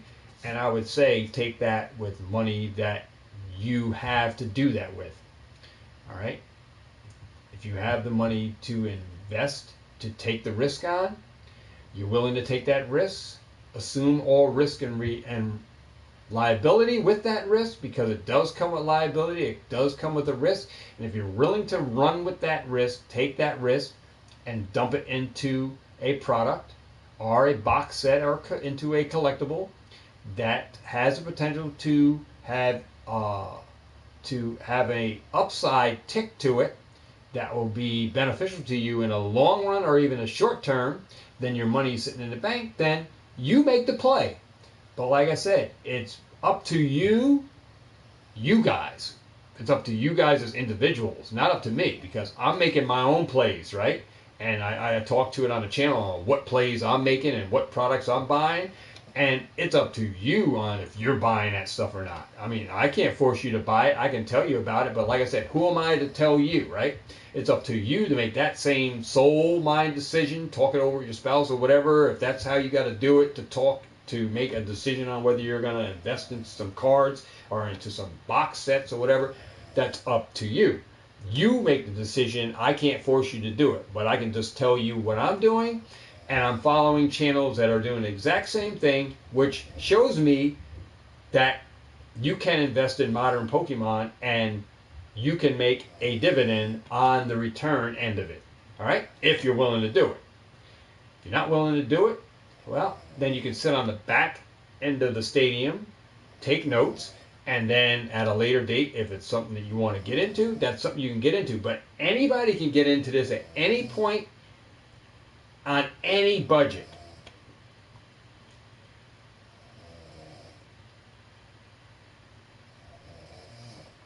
Didn't know if you knew, but YouTube changed it to 1K to only 500. Yeah, I know. I talked to Ben F. I told him about that. It opens up some of your monetizations, but like I said, I'm not worried about the monetization of the channel right now. If that was the mindset, I would have raced to get 1,000 subscribers. I would have already monetized the channel, and the channel has been 6 years. We're in our 7th year, I believe. Yeah. Like I said, I'm in resides with PokeRev about like sponsors. Like PokeRev said when he at a card party. Well, it wasn't at a card party. It was at I was watching Poke Radar. Poke Radar had PokeRev on there, and PokeRev was talking about how he was approached by companies that wanted to sponsor his channel, but that that end of the stick from PokeRev's perspective was that, when you sell your soul, all right, if you sell out to a sponsor, like a company that wants to sponsor your channel, and then you're going to run those ads on your channel, and you, during your episodes, during your lives or whatever, you have to, have that edited in, that you're going to take a commercial break, and you're going to talk about this product, and you use this Gillette razor or whatever it is, whoever came to sponsor you, and they're going to pay you X amount of dollars for sponsored your channel, and you got to promote their products, right? But it comes with a price, right? Because if anything bad comes with that product, right, it reflects back to you and your channel, and you can be a bad influence because of who your sponsors are of who you're associated with, right, on your channel. And those sponsors can give you a bad rep, and your channel can go down the tubes. So you got to be very careful on that end of the stick. But then they also dictate to you how to run your channel. And if you want to sell out to sponsors, and if you get so big, right, and you want to make a multi-$100,000 deal with a sponsor because they want to give you this cash, and then you're going to have to run these ads and do what they tell you to do, then that says this, that you now are owned by the sponsors who control your channel and tell you what to do instead of you controlling your own channel. See, and I like having control of my channel, doing what I want to do without having to answer to nobody except me, right? not a sponsor who's telling me to run this ad. And if I don't run this ad, or I don't do what they tell me, or whatever, I don't need nobody controlling me and my channel, and for a price that I'm going to pay. And then if something bad comes from that product that I'm sponsored, it reflects back on the channel, you know. And everybody said, well, he was associated with that thing. Look what he did. That guy was doing, oh my God. And it can give a whole bad rep. So, you got to be careful with that. Even though you're going to get a big sign-on paycheck, right? So you got to be careful with that. And one important thing that Rev said that I also came to agreement with, he believed that the reason he didn't sign on for a sponsor or anything is he believed that whatever they were doing, he could do better. And financially, guys, if you got money, right, and you're not living outside your means, you're able to bank money up, save money, right? I'm not sure about PokeRev's debt, and I'm not saying anything bad or negative about him. I'm like saying, if you have money or capital, which I'm sure he does, you'll be able to handle your channel without having a sponsor. There's no need for a sponsor because you can just do it yourself. And it's highly likely that you could do it better than what they're going to be able to do it for, because you could just freelance it out for someone, pay someone to do the work for you to make whatever, right? And you could do it yourself and don't have to worry about answering to a sponsor. So, I'm in accordance and in agreement with Rev that, yeah, if you are financially well, right, and you have the money and the means to do so, you don't need a sponsor. You don't need a sponsor. But unlike Rev, like I said, I'm not speaking because I don't know his credit history and stuff. I built my side hustles, my business motto, right, of being a debt-free business. And that's still to this day, that's where I'm at. Debt-free. I don't have any debts to, outside of having your regular bills, like, your regular bills, and not having like credit card debt, stuff like that. I don't have any. Having car notes, I don't have any. All right. Mortgage, I don't have any. All right. This is stuff that I'm talking about. This is the stuff I'm talking about. And I've been like that going on like 4 years. Not 4 years, since 2004. Like I'm saying, this, we don't have like a brand new car, we don't have a brand new car. We don't live outside our means, right? It's, if you can carry less debt, all right, low overheads, keep your expenditures low, all right,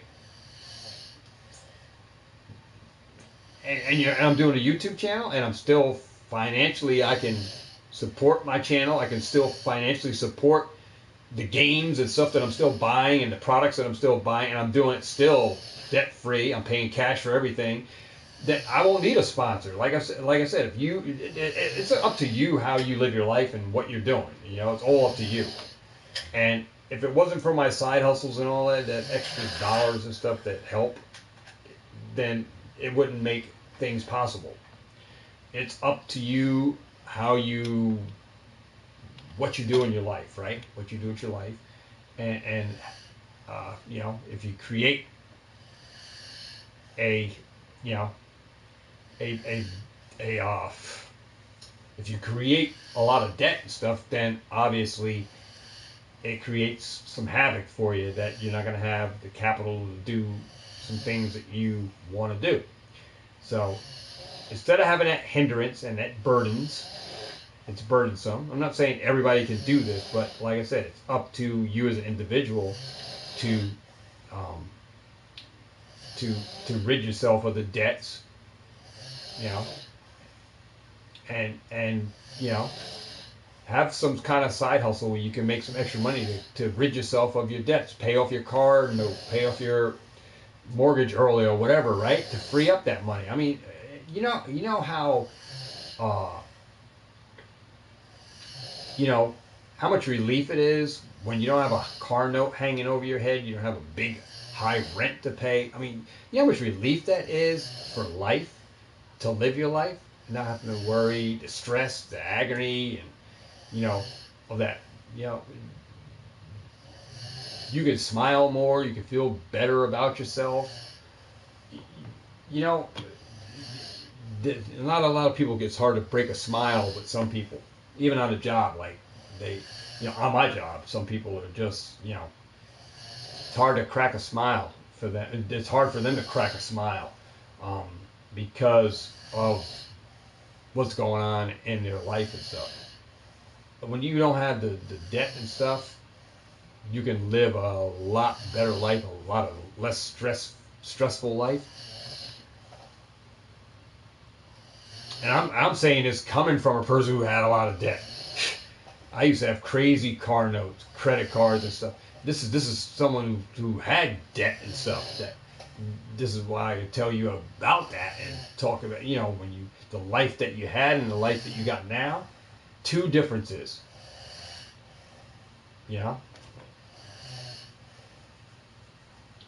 It's something you can choose to do or you want to have, and you gotta want to have it.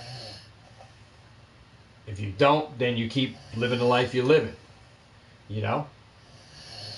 But it's a lot of stress for people who have it, that they're trying to get rid of it. They don't know how to get out of it, and they think there's no way out of it. And I think the world tells you like to just go to a financial advisor, and some of these guys don't even know what they're doing because their life's a mess too. This is just in order to, like, say if you wanted to take a loan out for a bank, they want you to have credit history or a credit debt. They want you to be in debt in order to take a loan. It's crazy. Or to have current credit history of current debt in order to get a loan or something. Or even to apply for a credit card, even a store credit card or anything, to apply for one. And that's where, and I can tell you because, and the reason I'm talking about that, how odd and how stupid it is they don't care about a person who could pay the credit card. They want a person that has this debt accumulated and built up in order to say, all right, well, you know what? You're already $50,000 in debt. You are qualified for this Target gift, Target red dot, what do you call that? Target red chip or whatever you call that card. Target red card or something like that. Credit card. All right, with a $500 limit, with a 8.9% APR. You're approved because you are already $50,000 in debt with Capital One. Yeah, you're making your payments. You're making your monthly payments here. You got good credit history. So yeah, you can have our card, $500, and then they'll up it to $1,500 as long as you keep making your payments on time and paying that minimum or paying above the minimum, and you're paying that credit card consistently. Then yeah, they'll give you another credit card, and you get more and more credit cards. Then next thing, if you're not careful, you get yourself into credit card debt. And if you're not managing your credit card, then you got a world of trouble. You got all these credit cards, you got all this debt, hard to get out of it. You're paying the minimum, and you're paying all this money on interest, compounded daily, not monthly, daily. And you get that $500 credit card. By the time you pay it off, you paid $1,000 in interest because you're paying it over a 5-year term to pay $500 off. And depending on how you got a $1,000 credit or a $100,000 credit card, and you got it maxed out, you know how much interest you're paying on that compounded daily? You're paying that credit card off daily, and by the time you get it paid off, if you're only paying the minimum, it's like 20 years by the time you paid it. You done paid that credit card company $150,000 on that credit card. You know what I mean? The APR rate is crazy on interest rate that is compounded daily. Not monthly, it's daily. Every day it's interest rate on that money you owe them. It's compounded daily. But you pay out a lot if you got these credit cards. You pay out a lot, but in order to get another credit card, you have to have credit debt. This world is like backwards. They don't want people who can pay the credit card. They want you to be in debt or have a car note or have credit card debt to get another credit card. You have to have credit history. You know, current credit, not something 8 years ago that's on there. Yeah, it showed you some past credit. They want current. They want to see you in debt. It's crazy how this world is. Once you're in debt, then you can get credit cards or more credit cards. Yeah, we'll keep you in there, keep you in this trap. And that's what it is, credit card trap. If it becomes controlling for you, that way you're controlled by this thing. You live by the card, die by the card, and you're using the card, you know, for everything, and you're not taking control of your finances correctly, and you know, it can get way out of control for you guys. Been there, done it, so I can tell you about it. So yeah, crazy. But you got to be very careful with credit cards. You can use them to empower your business, or you can use them to empower and control you, and they will control you and your life and put yourself in a world of hurt for a long period of time if you're not careful.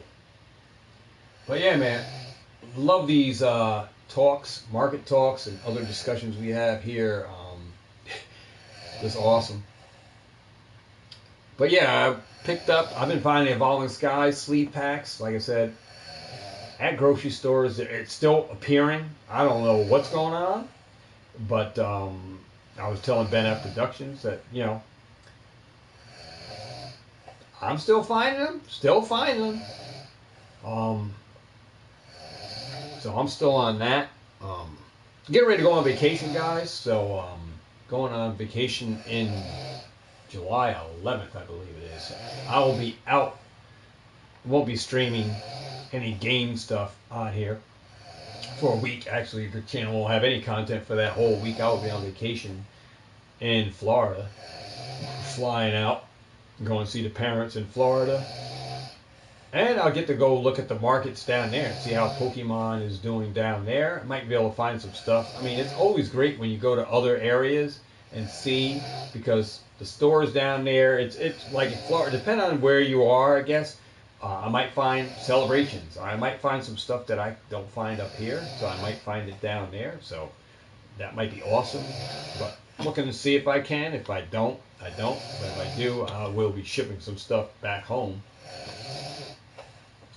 But I get to look at Walmarts and Targets down there and look at the Family Dollars and Dollar Generals. See if they get anything outside of what we get up here. And I get to see how their supply is on stuff and how well they're stocked. Might be able to post photos on Instagram of that when I'm on vacation. But yeah. So still opportunity, man, out there if you want to get in on even some Sword and Shield stuff, Chill and Rain, Fusion Strike boxes and stuff. Some of this stuff is still out, still at relatively affordable prices to get in before the push up on the prices, before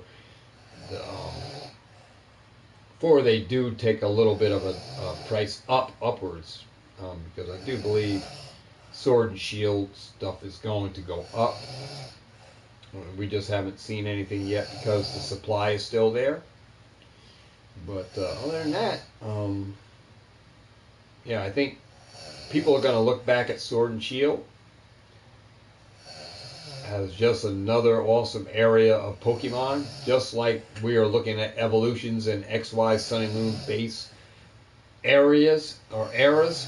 of Pokemon. We're looking at those now because everybody's eyes are on X, Y, Sun and Moon stuff now because uh, single cards of the tag team alternate arts that we had that weren't called alternate arts, especially in Cosmic Eclipse. If you go check out Cosmic Eclipse on TCG Player, they called the tag teams in Cosmic Eclipse alt arts. Go look at tag team cards in Cosmic Eclipse. They're known as alternate arts. They call them alternate arts, alternate full arts. That's where I found the words on TCG Player where they changed it over. They were calling they changed these cards from full arts to, from tag team full arts to alternate art full arts. Go check the Cosmic Eclipse on Team Up. You see what they're, not Team Up, Cosmic Eclipse. See what they call those tag teams. You'll be surprised. So those were our footprints in the sand that I was telling you guys. Like the footprints are written for Pokemon. We get stuff in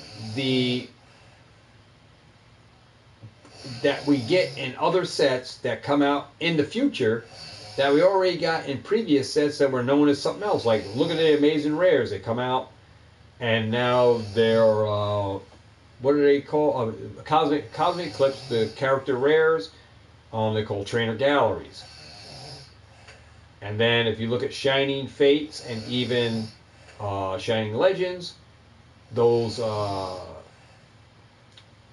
Shining Legends were similar to the Amazing Rares, and they are similar to the baby shinies we got in Hidden Fates and in Shining Fates.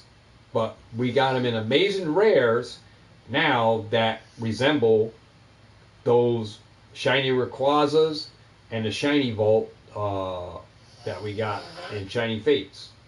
Well, we call them Amazing Rares now. So, and then the same goes for the alternate arts. From Cosmic Eclipse, even in Unbroken Bonds, Team Up, we have those alternate arts that weren't called alternate arts back then. They were called tag teams, but they were alternate arts. So we had alternate arts that are now in the future of Pokemon. All right, that we call alternate arts. That Pokemon gave us samples of what they revised into the future with new cards as alternate arts that we had years ago as something else. It's crazy. That's why I say the footprints can be written, and I'm going to say it on this live, guys. I don't know if I said it on any other live, but I'm going to say it here for the record, that we just got new EX cards, right? It was EX cards first, right? We had EX cards came out. So, I'm saying this, that somewhere down the line, we are going to get new GX cards with a new kind of format. All right? Just saying. So keep your eyes on that, guys. We have EX cards now in Paldea, and we had it in Scarlet Violet. We are going to get new GX cards somewhere down the line. So when they come out with new abilities and all of that, don't say, oh, wow, these are something I didn't know we were going to. Well, just look at Paldea Evolved and Scarlet, where we had EX cards. Guess what? You can kind of put two and two together that somewhere down the line we're going to get new GX with new GX cards with new abilities in full art texture. They're going to call them something else, an EX with textured or whatever. But it's going to be a new format with new abilities. Probably a new Pokemon. Who knows, right? But yeah, look for that. It's going to come into a new card. So we're maybe in the next set after Scarlet Violet series. After this is done, the next set could be the GX era. All right.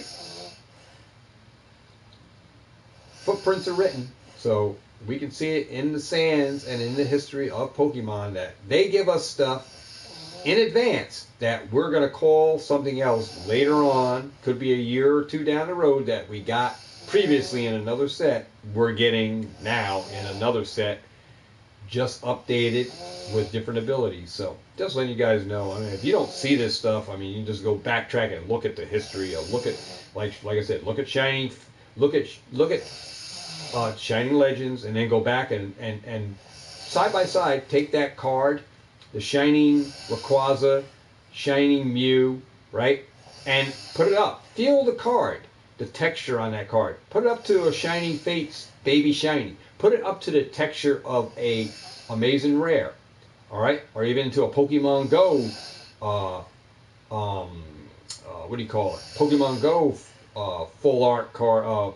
Pokemon Go Venusaur Charizard that has the texture on it. I mean, they're very identical. Similarities right there. That is the same cards, just under a different name. They're just calling them something else. You know, but they all came from that Shining Legends, right? They all resemble that same kind of, same kind of card with the texture, but used to be called something else in the previous set, but now they're calling it this, right? It's written. History repeats itself over and over again. I don't know how can we not see this stuff, but I see it. I'm viewing into the future and seeing new GX cards because I believe that is going to come. It's going to come in a future set, a new GX card. So, yeah.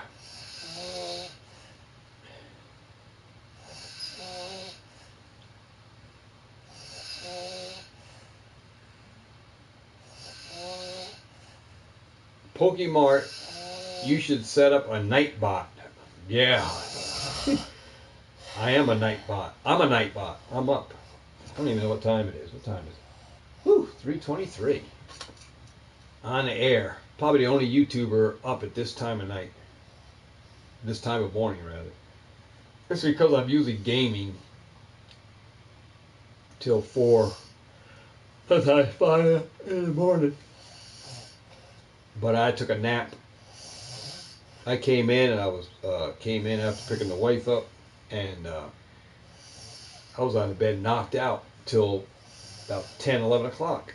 And I woke up and Nostalgianomic was on a live stream, and I was listening on to him. I said, I'm going to get on. So I got on Call of Duty for a little bit. I said, you know what, let me get my 600 Divinium. I needed another Divinium, so to get that 600, so I wanted to post that video up. I said, you know what, let me give them a market analysis recap or market talk tonight for the channel, and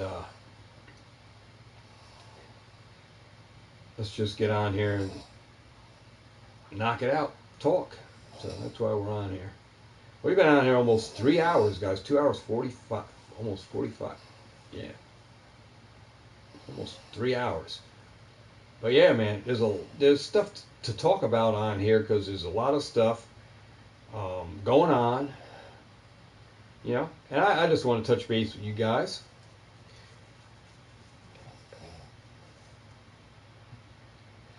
Let you know I'm still here. I'm still doing my stuff, and like I said, I'll post photos on Instagram.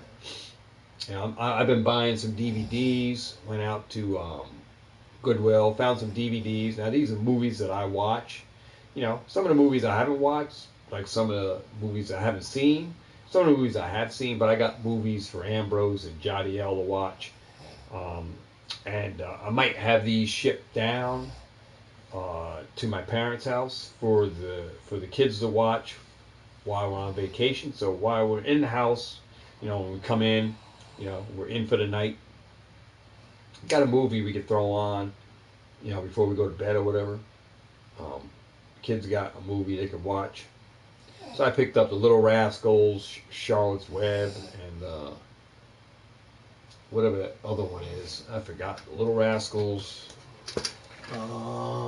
Charlotte's Web, Bambi. I think it's Bambi 2 or something. Is it Bambi? 101 Dalmatians too.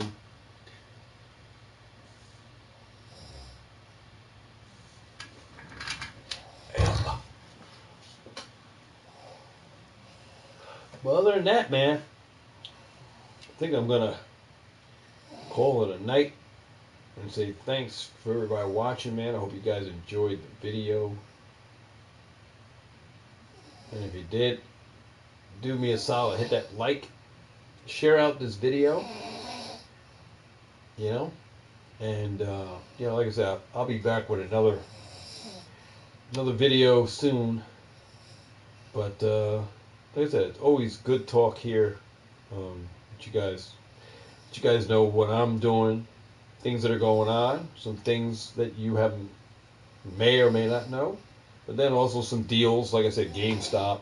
You know, you guys can more than welcome check out GameStop, get in on some of these deals that are going on, and then you know let you guys know that you don't have to FOMO in to products. You know, even Pokemon 151, even Obsidian Flame, that I believe there is going to be opportunity. And there's nothing wrong with getting in when it first comes out, but watching where your prices are on what you're getting in at, what you're paying for out the gate, versus what you pay for it later on. You know, it brings me back to a product, the Charizard UPC Premium Collection Box. We're so easily deceived, right? On a product. I mean, it can get so hyped up, like the Mew 151 Premium Collection Box, right? It got so hyped up that box, they got it selling for at $200 on eBay, right? That's because of the hype. Content creators pumping it up. Oh, this set's going to be awesome. People fearing that they're not going to be able to find it in the stores. And the exact same thing is happening happening with the Charizard UPC. That people FOMOing in that they're not going to be able to find it at the store because it's going to be a low print. They're not going to be able to find it. They're going to have to pay more than retail if they do. And that's where the reseller kind of mentality goes in, where people fall into being victims of a product being hyped, too hyped, that it's causing TCG player people to start pricing it higher than normally what you would have got it from if you just waited. If there was no hype, no FOMO into it, the price would be $119.99 out the gate on TCG player. You'd be able to go on there, buy it. Once the hype hits, and then the market is tipped, all right, and it's in the favor of the seller.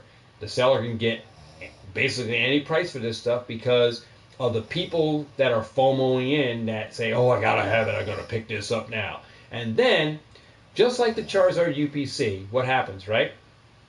All those people that bought that Charizard UPC when they were pumping it up, and it went to, I think, $300, and even on TCG Player, they posted that friggin' box, crazy price. Then what happened, guys? Look what happened.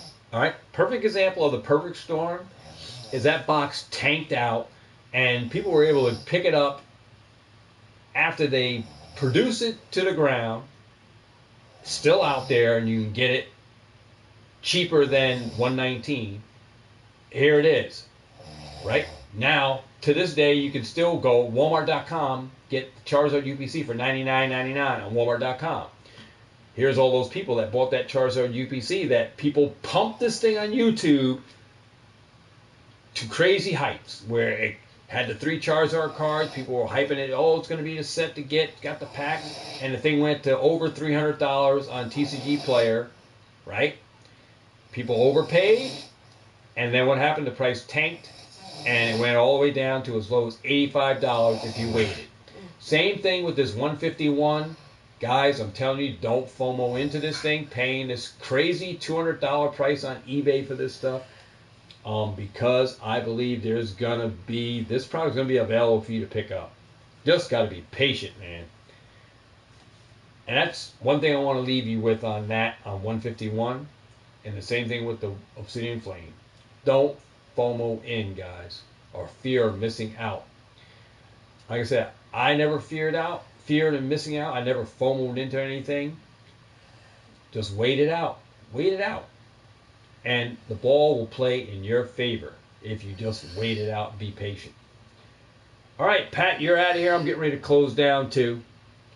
Like I said, I have photos on Instagram. If you guys are looking for anything on there, if it's up and you're interested, hit me up. I'm up for trades and stuff like that. It doesn't happen all the time. We get trades, but if you're interested in that stuff, some of that stuff or any of that stuff, I'll let you know if it's available. You can hit me up on Instagram for photos of stuff that I post up there.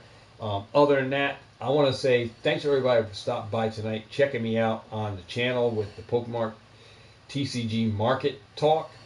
And if you enjoyed this video, hit it up with a like. Consider subscribing. If you're not, subscribe to the channel. If you already subscribed, I thank you for your subscription. Before you head out, make sure you smack the like button for me. It helps this channel and this video get out there so everybody else can voice their opinions on the content. And with that said, I look forward to the next video. Hope you guys enjoyed this. With that said, I want to say thanks for everybody tuning in tonight or this morning. I'll see you guys on the next video. Hope you enjoyed this one. See you on the next one, guys. I'm out of here. Guys, have a great rest of the morning, great rest of the week, and I'll see you guys on the next video. Pat, thanks for stopping by. I don't know if Ben F was in here or not, but thanks everybody for stopping by. I'll see you guys in the next video. Peace.